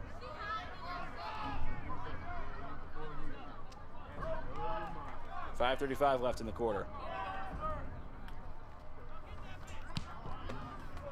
Dennis will send it to the far side of the field. It'll be Patterson to return. Past the 45, has some blocks, able to get it past the 50, the 45, and now making it to the opposite side of the 40. It's a good return from Kylie Patterson. It'll set up 1st and 10 for Balthazar and co. I seen him slip. I thought he wasn't going to get to the ball. I seen him slip like on his way to try to get it when it was coming out the air. I thought he wasn't even going to get to it. Not only did he get to it, he got a really good gain. Great traction from Kylie Patterson. He was one of the receivers we talked about with Duda because of his 87-yard game last week against Sussex County. His ability to stop and start is immaculate, and he is one of the fastest players on the team with explosive athletes all over the place. So a little over 5 minutes left here in the third quarter. Balthazar back out, has yet to pass the ball. It was 15 straight rushes to take the ball into the end zone on the last drive. I imagine we'll see something similar. And off to the running back, that's Hassan Akanbi, who's now taking over the running back duties. Great tackle. Great play backside. On the play there. Great play backside. That was a great play backside. To be able to track him down before he was even able to get back to the other side of the line was a great play. Play made by Thomas Witt, the freshman from Romulus. Makes it 2nd and 11, so it is a tackle for loss for the 6'2" freshman. That throw just a little too high, and it's incomplete. So that is the first pass attempt for Balthazar, and an incomplete pass looking for number 17, Keon Jenkins, the sophomore from Wayne, New Jersey, who we highlighted earlier. Good 2 plays. Get him off the field.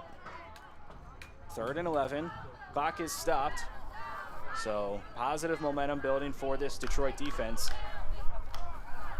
Sure, DuPage scored 51 points in the last game, but they only allowed, the defense, I should say, the Community Christian College defense only allowed 14 points in the second half against DuPage. So they made the adjustments necessary in that game. Throw on the run is out of the reach of Jamal Jefferson. So 4th and 11. I really want to credit how they put Hassan Akanbi out in front of the quarterback. And they made him essentially like a lead blocker / somebody who could also get that catch just in case their first read, who's obviously the slot receiver going to the outside, if he wasn't open, then that running back could have been open. And or the running back could have blocked, so their quarterback could have sprung open and run. So now punting for the first time today is Dylan Werner. This has to be a win for DC3. Oh, absolutely. It will sail over the head of the returner, Emil Ivey. Will go as a touchback. And Werner's first punt of the day results in a touchback for the Community Christian College Lions. I don't care if the score is what it is. That has to be a win for DC3. To get them to punt the ball in this game was a win. Oh, yeah. Now, at this point for Community Christian, they got to focus on the little wins. What can you do? Can you get the first down? Can you get the positive play on, or positive yardage on this play?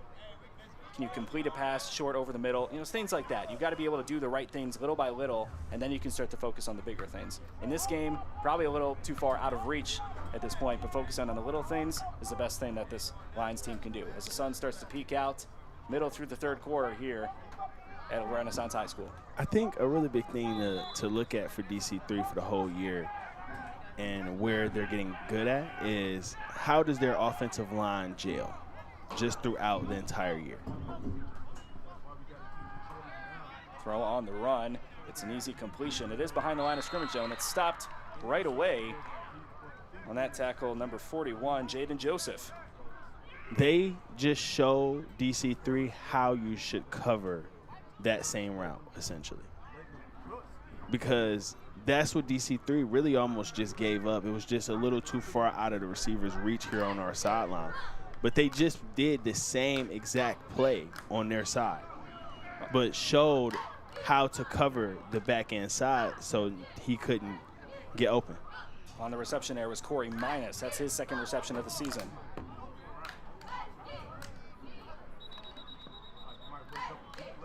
False start.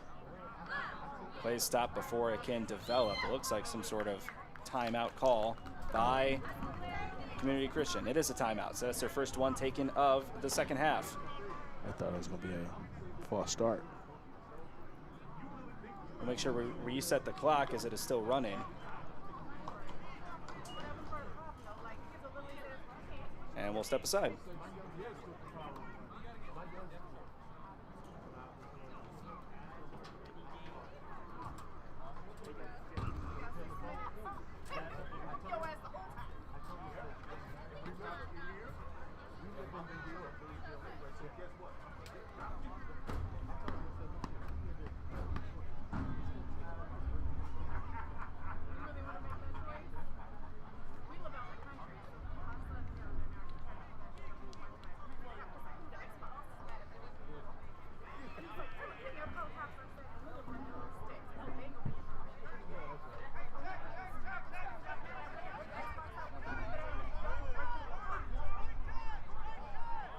Back on the field is the Community Christian College offense, 2nd and 11. Thornton is emptying the gun like he's been on most second down attempts. It's an end around play. The ball is going to be ran all the way to the other side of the field. Maybe 5 yards gained there.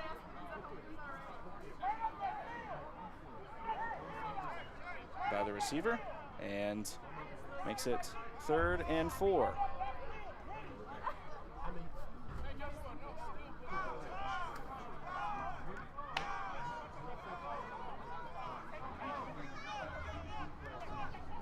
So after that positive yardage, like we talked about, getting the little wins, can you get the first down on 3rd and 4? The money down, as we talk about.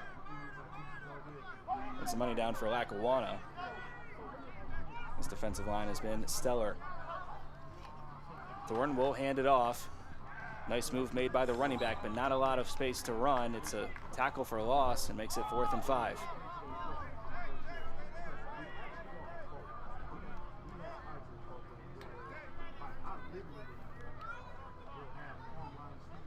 This defensive line continues to improve throughout the game.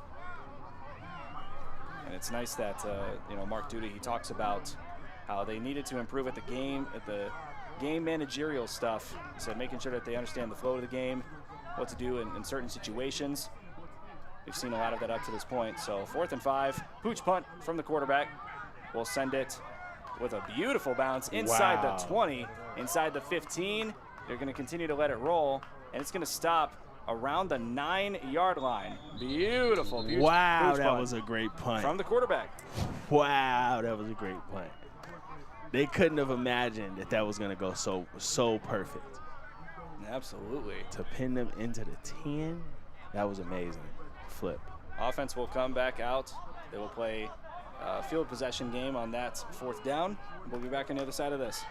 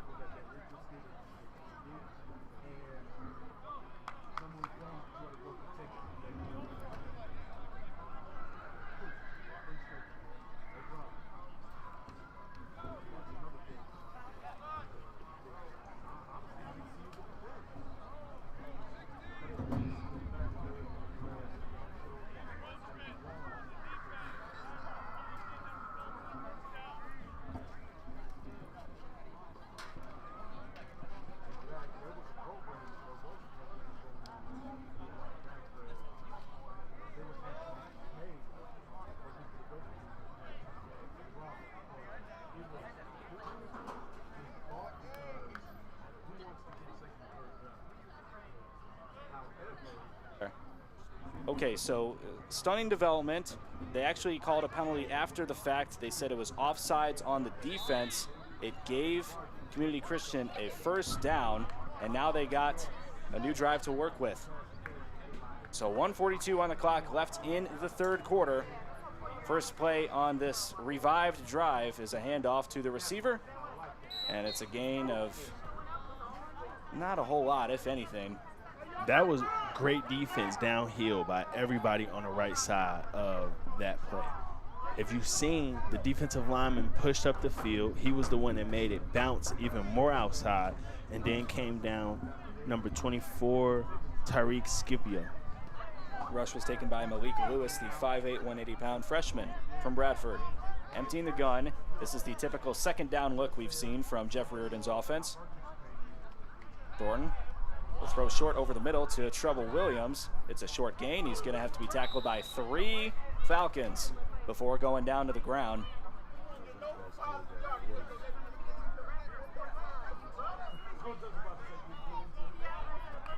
Great job. Yeah, in there on that tackle was number 38, Colin Staples, the backup safety. Great job by Lackawanna, just keeping it in front of them, making sure nothing goes anything deeper than them. Two short gains makes it 3rd and 6, 3rd and 7 actually. And we'll see what Thornton's got up his sleeve. Empty in the gun. Throws right over the head of the receiver, incomplete. In there on coverage was number 41, Jaden Joseph. And 17 seconds left on the clock. It'll be 4th and 6. 4th and 7, excuse me. This is a big play for DC3 because they're probably going to stay on the field. I don't know. I mean, you know, they look like they were going to punt it twice, and they did punt it once, so I don't know. Yeah, that pooch punt from Carson Thornton worked out pretty well last time. If they wanted to play field position, they have that option. Thornton will look, evades the rusher, throws on the run. Emil Ivey can't come up with the catch. It's a turnover on downs. Great evade of the pressure, stepping up in the pocket, getting away from the pressure, and then seeing a receiver who was sitting in his own. That's exactly how he was supposed to throw it. Quarterback played it perfectly. Emil 100%. Ivey had a ball hit him between the numbers. 1st and 10, Lackawanna. That was a great evade of the pressure, especially the pressure coming from the outside, being able to scoot up in the middle of the defense.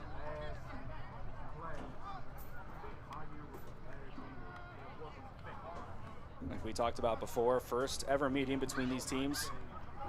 Mark Duda was very excited to meet a lot of the folks here in Detroit. It was the first time Lackawanna's played in Michigan before. They're undefeated against Hocking College, our rivals to the south. And he said it's exciting to play in a new place, especially when they're at the point where they're moving up to NCAA Division II next year. It's very possible that some of these Lions could end up going to Lackawanna if Mark Duda decides, hey, you know, I like the way they play. Why don't you come play for me next year? So in at quarterback is number 19, Billy Maloney. And a handoff instead will go for a couple yards, if that. It's stopped. And I think Hassan Akanbi is the one on the carry. It is. So 2 passes, 2 incompletions for Le'Veon Balthazar, excuse me, is not enough. And they'll bring in the 3rd string quarterback. We'll talk more about him on the other side of this. 4th quarter coming up in a little bit.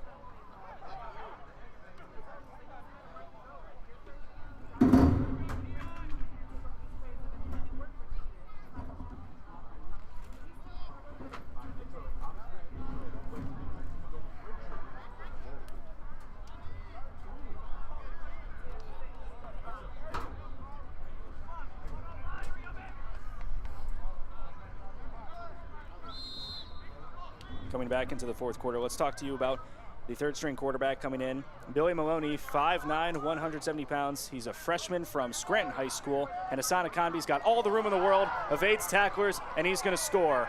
2nd touchdown of the day. My, oh, my.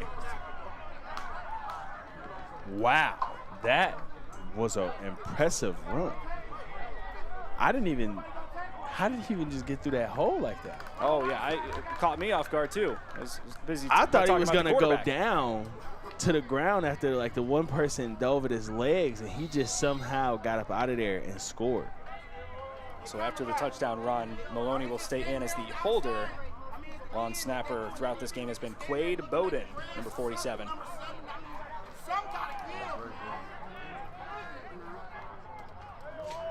Somebody from the crowd just said something that I feel like we all agree with. Something got to give. Well, He's been talking for a lot of this game. I've been trying to ignore him my best, try to focus on the things we can control in the game itself. That extra point will make it 63-0 in favor of the Falcons, who came in here mentally prepared and ready to take on the competition on the road here in Michigan. They did not allow a single point in the second half to Sussex County Community College and have yet to allow a point from Community Christian. I'm going to share a personal story. Go for it. 2016 was the last time I played high school football. We lost to, I went to Henry Ford too, high school. We went against Eisenhower High School. They beat us 66-0. I sat down for the last time I played high school football in the first quarter. So I've been through this. Yeah. I've been through this in real time. How do you shake that mindset of, you know, when you're down by a fair amount? I mean, how do you? So I think the big thing is like how we said, small wins. I think it all comes down to small wins, right? So at the end of the day, right, let's say they came out this second half and they forced, let's say, 6 punts. That's a win. Yeah, you might not have won the game, but if you force 6 punts in a half, that's a win. So I think it's more about that, and then just like the small mistakes that they make, this not breaking down on tackles, just different things like that. I think it's more about that at this point of the game, because I can't really explain how that happened for that game because that was my last ever high school game. But I think that's the biggest thing is you got to look for small wins. You have to look for small wins throughout the rest of the game, 100%. Referee will set the ball back up for Isaiah Rodriguez, who's been excellent as well from a kicking standpoint, the freshman kicker. And with Lackawanna moving up to a D2 school, he said, hey, I hope some of these kids stick around. He's been a big fan of the way these kids have been playing all day long. Kick return will slip and fall at the 24-yard line. That'll be first and 10 I don't know if he Detroit. slipped and fell. I don't know if he slipped and fell right there. I think he knew it was 5 Lackawanna, 1 DC3. I think that he knew it was a 5-on-1 situation, and he said, "I'm not trying to take that." He made hit. a business decision. 100%, and I don't blame him. I would have too. If I looked up and seen 5 white jerseys in front of me, I'm not for what. Listen, what would Ricky Waters say for who? For what? I like that. So the fourth quarter just started. I mean, again, first play of the fourth quarter, was the Asana Economy breaking out on that large run for the touchdown. And so now coming into the game is Marvell Baker taking his first snaps under center, or at least in the shotgun. He'll send the running back out wide. It's a screen pass behind the running back, so he has to catch it. And they're going to say it's an incomplete pass. I'm kind of surprised they didn't call that a fumble. I think they're giving some credit or some grace, we'll say, to Community Christian, who's been going through it all afternoon. Because isn't the rule if it's behind the line of scrimmage? Oh yeah, you're absolutely correct. But the ref saw what he saw. For sure. Thank you. Second and 10. Marvell Baker, 6'1", 170-pound redshirt freshman. Played for this team last year, or at least practiced with them last year, from Detroit Public Safety. Was perfect passing against that Madonna team. Tough tackle from Scipio against Rashawn Williams, who caught that pass. Was it that the pass was behind him, or was it just how the route was ran? We've moved on. It's not reviewable at this point. We're on to 3rd and 6. And in that game against Madonna, he was 5 of 5 for 70 yards and a touchdown, no interceptions. So pretty good day against against a winnable opponent, we'll say. On this down, he will be emptying the shotgun. Looking, has protection. Ball bounces up into the air, almost intercepted by Cameron Allens-Jones. Not able to come up with it. He's been a little off kilter with the receivers since he came into the game. But he's still warming up. He hasn't thrown a pass all game, so, I mean, I understand. Well, even the last drive, it felt like Thornton had some great throws that the receivers just were not catching, including Emil Ivey to save the drive on 4th down. For sure. Or 3rd down, excuse me. And Marvell Baker's going to step out of the game. Thornton will go back in. It will be what I imagine is a pooch punt. They might try to fake and say, hey, you know, we're thinking about X, Y, and Z. And going back to receive this punt is Scipio.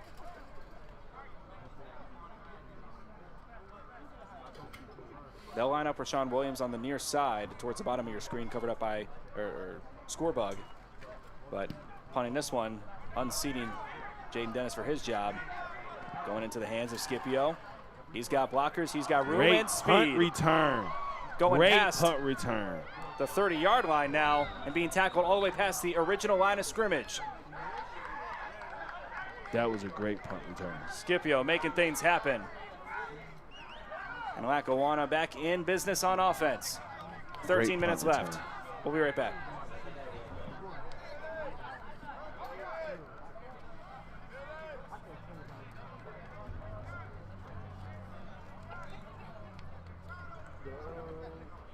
Kansas school colors was blue and black, wasn't it?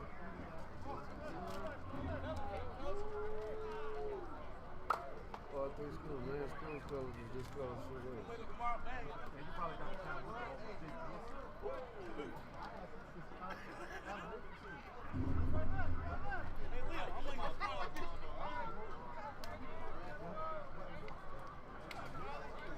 So Maloney back in at quarterback, and a running back now, potentially to take his first rush of the day, is Riley Jeffrey, 5'10" freshman from Maryland.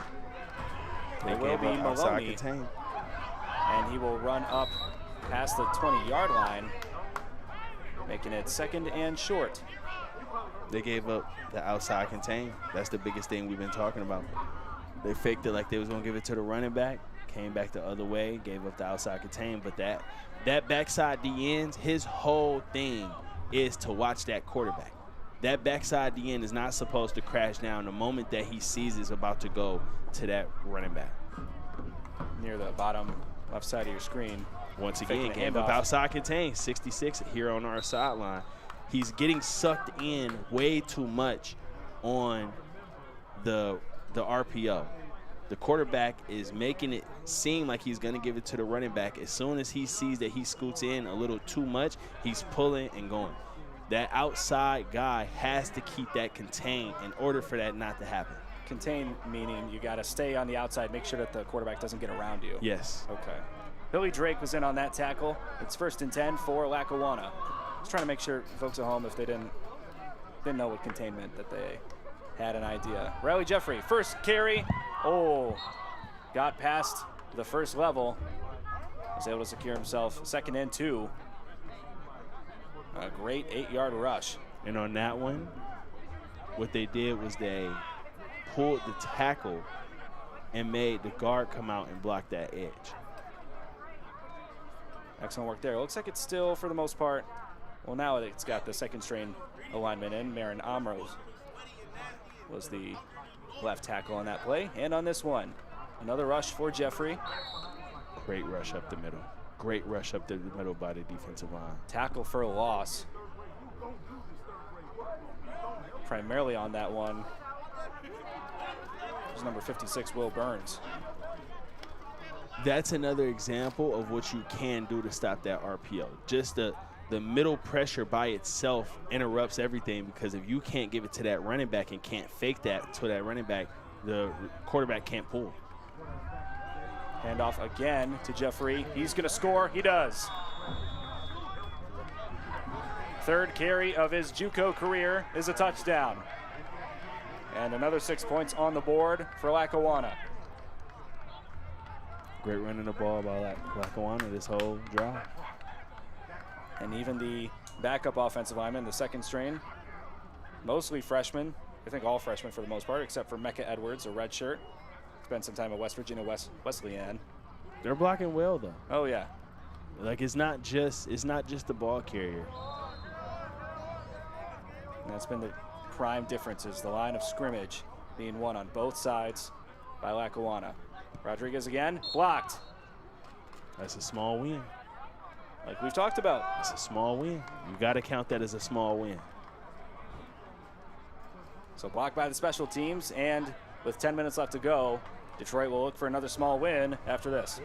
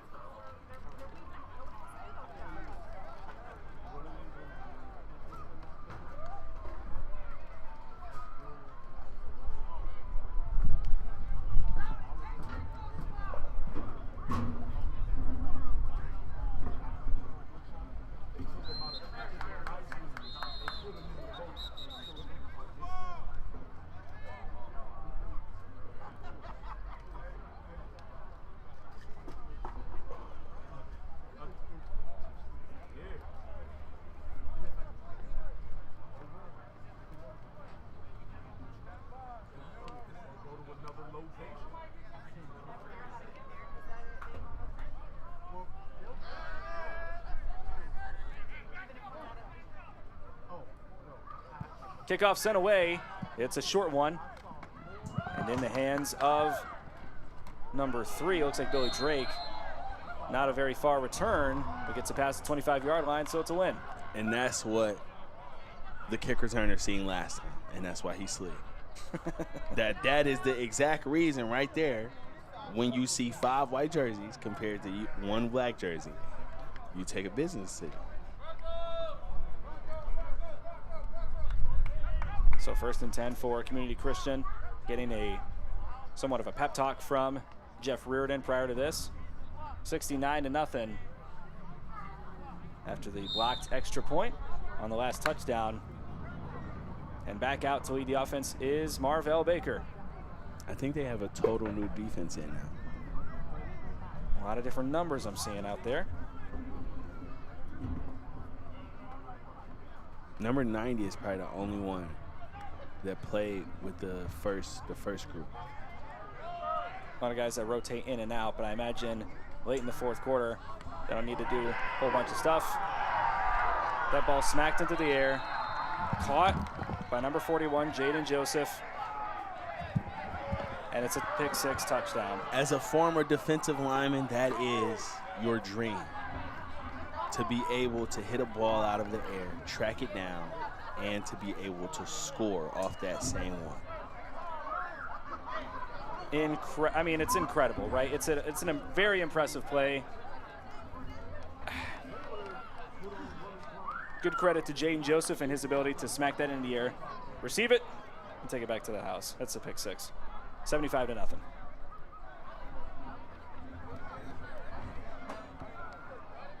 And Kadarius Flowers is still speechless.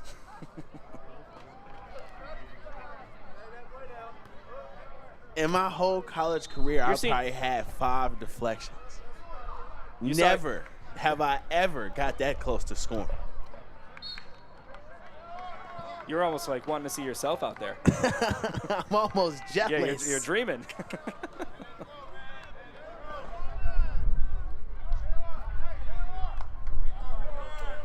Ten minutes, 12 seconds left in the 4th quarter. Very tough on the short screen pass to see that ball get smacked into the air. I mean, sorry to Jaden Joseph and the Joseph family. I'm sure you wanted a more exciting call for that. Hard for me to give at this point, I'll be honest.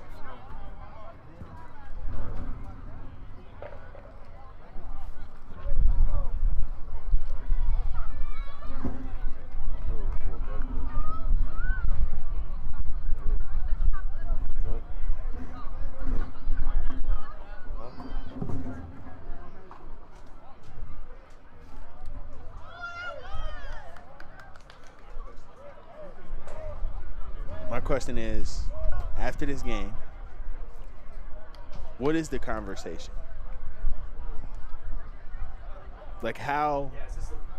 Yeah, is this a burn the tape situation, or is it kind of like, well, there's some things Like, we is can this learn something from you just don't even look at the field? Well, I think they got to look at something. So I want to give a shout out to the sports information director of Lackawanna College. His name is Tom Ferguson. Now, a little peek behind the curtain is this kick return is going to be made after another business decision again. That's a late hit. And they're going to. Kadarius is pleading for a late hit. That's a late hit. He was on the ground. That's a late hit. Number 54, Christopher Jones. Who's typically no lineman. He might be playing defensive line in this game. I can't believe they didn't just call that. So again, I want to give a shout out to Tom Ferguson, the sports information director, because a little peek behind the curtain for broadcasters or people that work in the media space. When you work Division I athletics, you get a giant packet full of information. You get more than you could ever ask for. And each division, you go down the ladder, that packet gets smaller and smaller and smaller to the point where at JUCO, you barely get anything, if you can get a conversation with a head coach. And the sports information director, Tom Ferguson, for Lackawanna College, gave us 15 pages worth of game notes, more than we could ever ask for.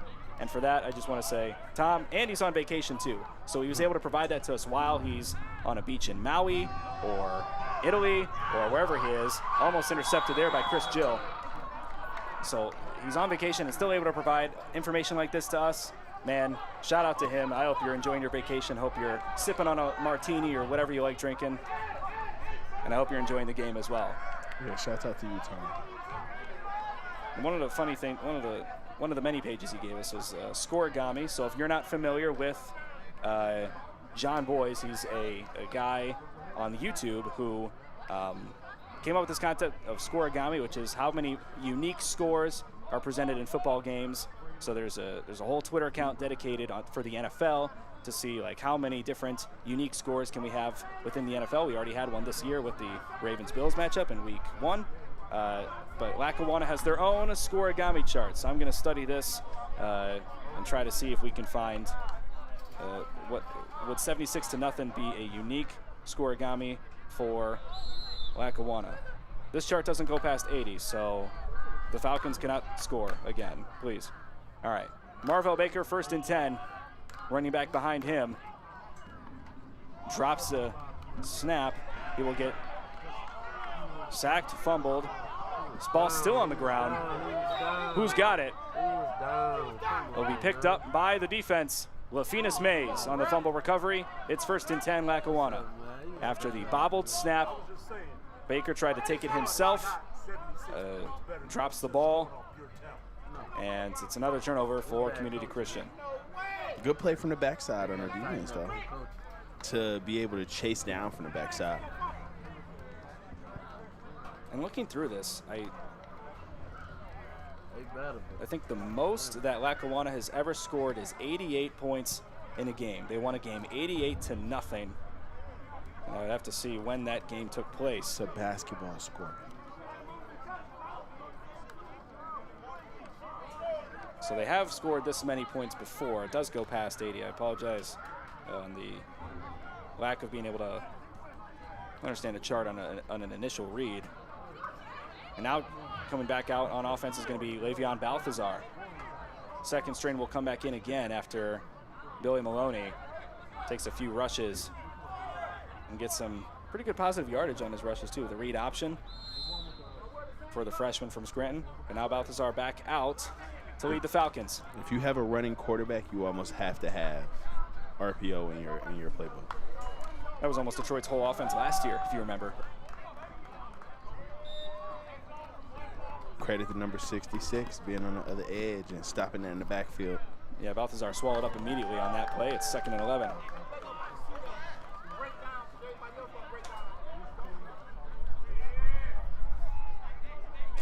A big thing that DC3 needs to take aware of from here on out is on those RPOs, how much are you getting sucked in as a defensive end? Because a few of these runs have been very preventable by just a person being on the outside. Last time Lackawanna shut out an opponent was last season. They opened their season against Palmetto Collegiate and won 54-0. So shutouts are no stranger to this Falcons offense. 8:38 left on the clock. My guess is Lackawanna's going to try to take all the time in the world. 3rd and 7. Hassan Akanbi, the running back, in, and Gianni Marino in at the tailback. Akanbi will get the handoff, looking to get the first down. He got the outside run, but great tackle in the open field by Detroit. I believe Jaleel Burnside is on that tackle. Once again, that play happens just because the outside edge is not coming down enough, or they're coming in too far. All of these plays are happening purely from the defensive end just being sucked in and them going right outside of that tackle. Jaleel Burnside, 6 foot, 165-pound freshman from Start High School down in Toledo, Ohio, coming up from the Buckeye State to play for Detroit. Balthazar, hand it off again to Akanbi. Look at that speed. Oh my. No wonder he's a kick returner. All the way up to the 5. He might get pushed into the end zone. He does. Marin Amos getting hyped up. That's a great run. It's gotten to the point I don't really want to say too much good about him anymore. You do feel bad, or I feel bad. As the home team's broadcasters, it's getting to the point where I almost don't want to say anything good about him. Like, obviously we understand they've had a great game. It's been done by more than one player. They've done a lot of good, but as the home broadcasting team, I almost feel bad continuously saying stuff good about them.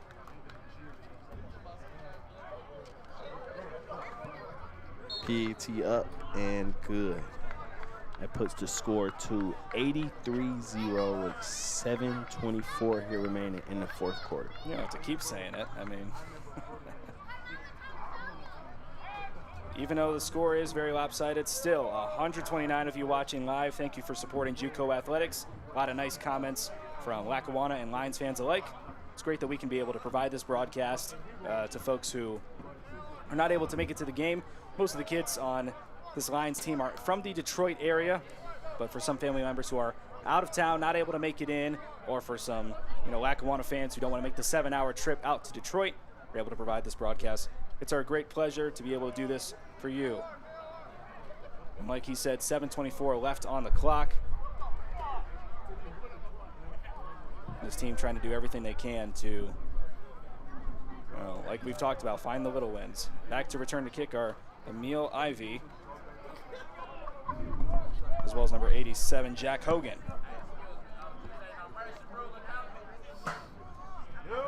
They have really good coverage on their kickoff team.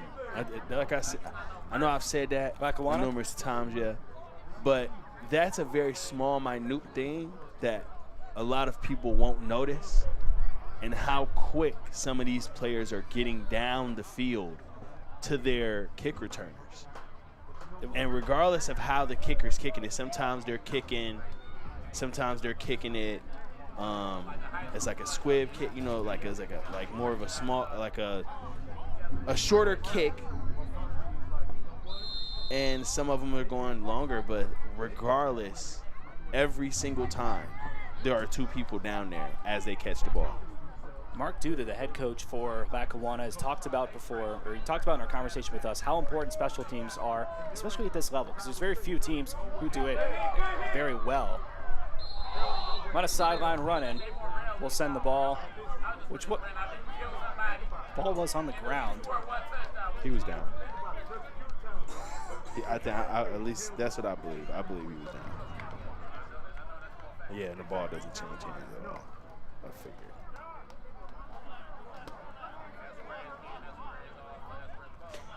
I just want to see DC3 get a small win of a touchdown.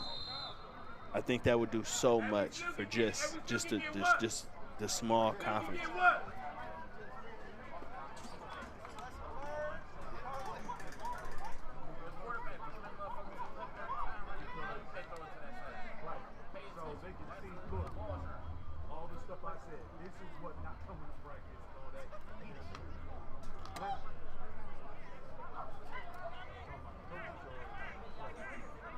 DC3 back on offense with Marvell Baker still in at quarterback.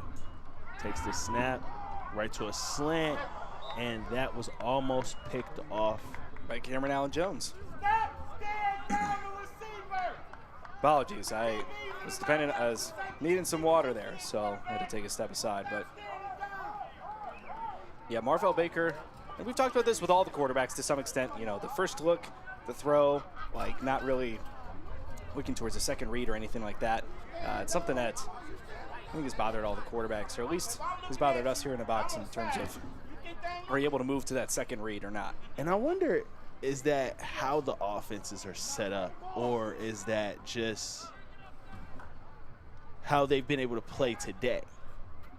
Because I haven't Is it a byproduct seen, of the score, or is it a part of the offense as a whole? Yeah.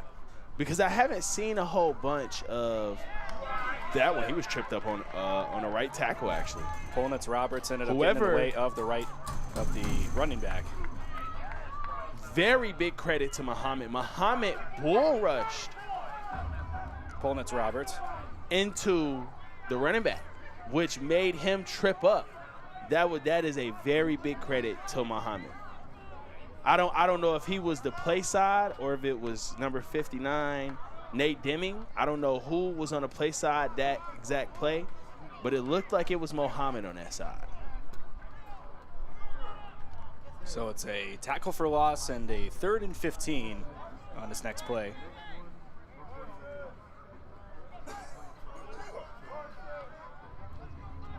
In a shotgun once again, Marvell Baker looking to improve upon Blitz by 34. Not great game he's had thus far. It is going to be what I thought would be a false start. It ends up being an encroachment on the defense. So it moves up Detroit 5 yards. And it'll be 3rd and 10 at the 25.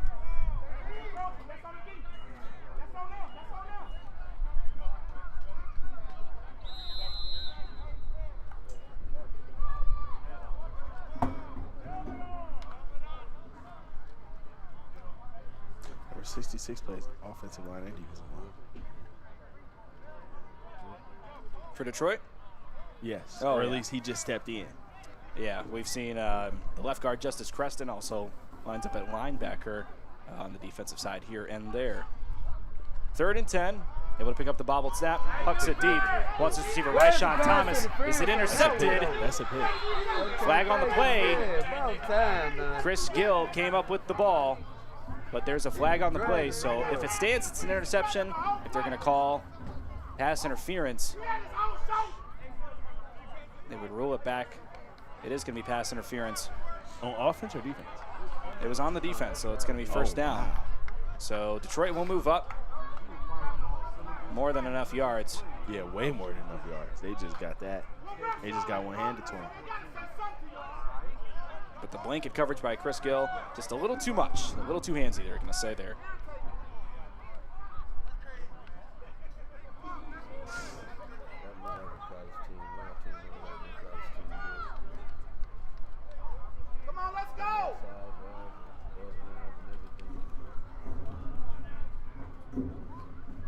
This Lions team taking their time, making sure they got all the right calls and everybody's on the same page. Carson Thornton is back in at quarterback. Very curious to see what we see here. Maybe a promising drive start. Gives Reardon the confidence to give him the ball. Instead, it's going to be a carry. Great stop by Carlos Perez. Great stop.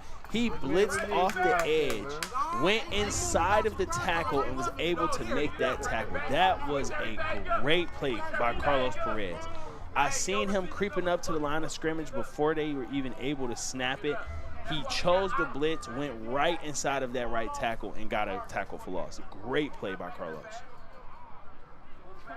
We've been singing his praises all day, except it's been on the special team side. Now getting a chance to play in the game on defense. All right.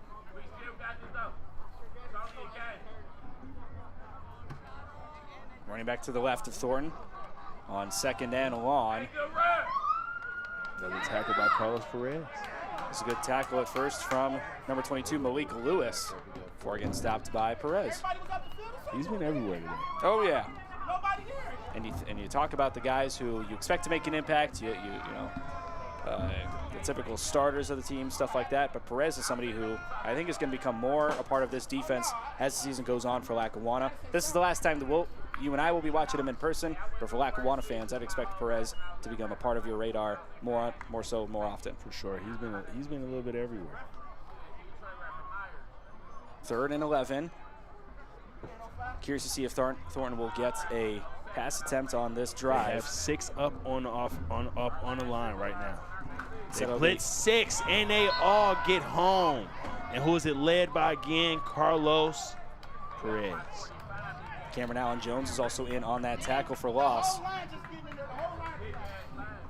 And they sent all 6, like Kadarius said. So Thornton kind of standing there. We'll get the play call from Jeff Reardon. 4th and 12. We'll see what we got here. 3:30 left to go in the 4th quarter before this is over.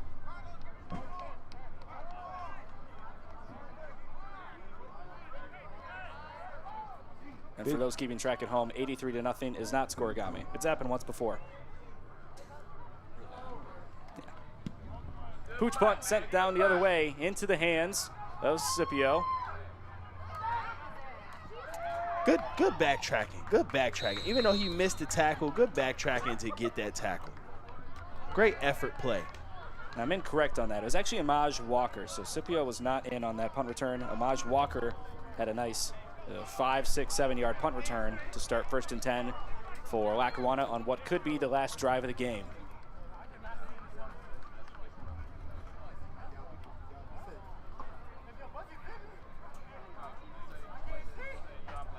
Credit to Jack Hogan for he missed the first tackle coming down as the gunner, and as he backtracked, he was still able to make that tackle. So big credit to him. 3:07 on the clock. And back in to lead the offense, I believe, is Billy Maloney. It is.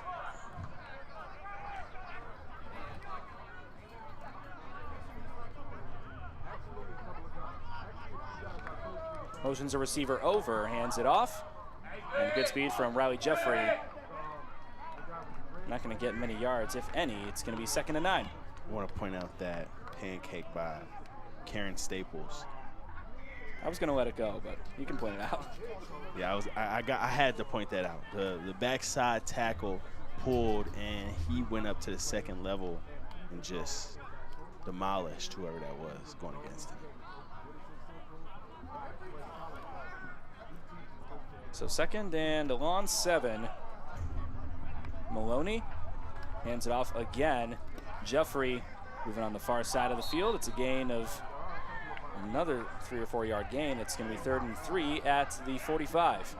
They're pulling the left tackle, and I think they have the same tight end, Palmore, on that side. So they're pulling the left tackle along with also having Palmore on that side to double down on the run going that way. Now, the blocking schemes from this Lackawanna team have been very impressive to watch. It looks like they're going to take a timeout. Oh, no, it's going to be the 2-minute warning. So on the other side of this, 2 minutes left to play before we say sayonara from Renaissance High School. We'll be right back.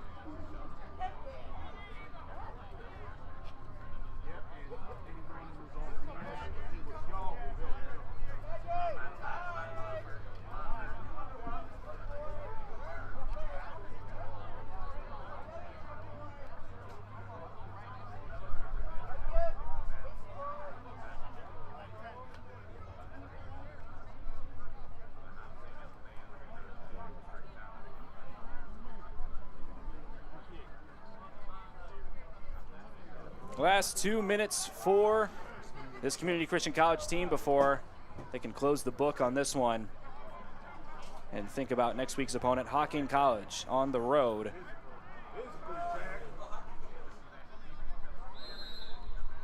And it looks like some more miscommunication with the refs. They wanted to snap the ball, so no false start call. And with 2 minutes left, you got to imagine that Lackawanna will continue to run the ball the way that they have.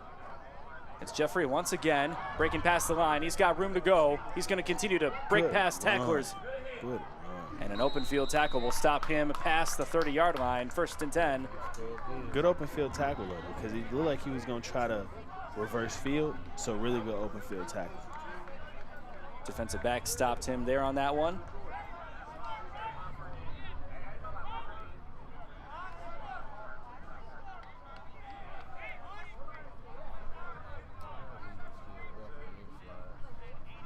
Riley Jeffrey in his JUCO debut doing everything that's asked of him and more. It helps when you have such a good offensive line in front of you to be able to block and set you up for success. Maloney still in a quarterback. Has yet to throw a pass in this game. It's been all runs from him, as well as read option handoffs. Taking their sweet time. Another rush for Jeffrey.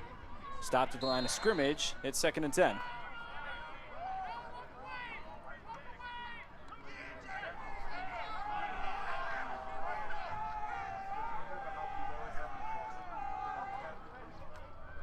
A little bit of noise from that sideline of Lackawanna.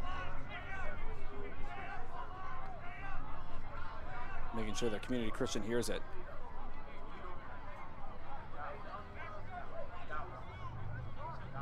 Time will continue to run down. I imagine 1 or 2 more plays before this one is over, as we are now under a minute left in the game. Upcoming games for these teams, we talked about it. This is Hocking College will be on the docket for Community Christian, followed by 2 more road games at Grand Valley State on a Sunday night for JV team. And there is a fight breaking out on the field. Flags everywhere. And you hate to see it at this point. Referees getting in there, making sure everybody's separated. I'm sure coaches are from Lackawanna side as well. Ref is going to politely ask that the clock starts going again.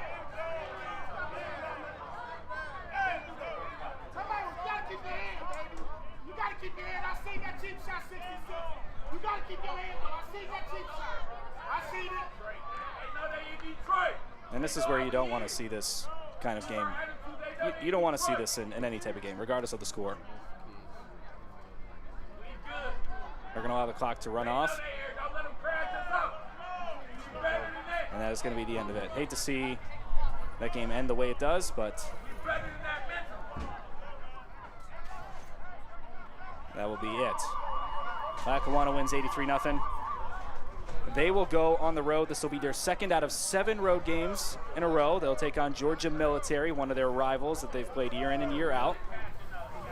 And for Community Christian, got to keep your head together, got to keep your emotions intact, even when you're losing by such a large amount.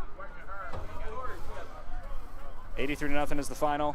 Beautiful performances by many skill position players from Lackawanna College. And Detroit continue to shoot themselves in the foot. They'll look to move on and have a better performance against their southern rivals, Hocking College, 1 week from today. Anything you want to add? Yes, I want to give all compliments to the front 7 for Lackawanna. They dominated the game. The defensive line constantly added pressure to their offensive line, and then the offensive line pushed people around, and that's why they were able to win. All of these rushing yards, I don't know how many rushing yards they had. Got to be well over 200. So just big credit to the boys up front. Lackawanna comes out with a win. They move to 2-0. CCC down to 1-2. Have some interesting games ahead of them, though. Got to keep their emotions intact, and hopefully they'll be back at it again 1 week from today. Their next home game will be October 11th, 1 p.m. kickoff against Hocking College. Next week, they'll be on the road at Hocking. Until then, my name is Garrett Pogg. On behalf of all of our broadcast crew, our cameraman Joe Hart, our great statistician Anthony Rizzo, his name is Kadarius Flowers, my name is Garrett Pogg. It's been a pleasure. Have a wonderful day, and we'll see you later. Good night.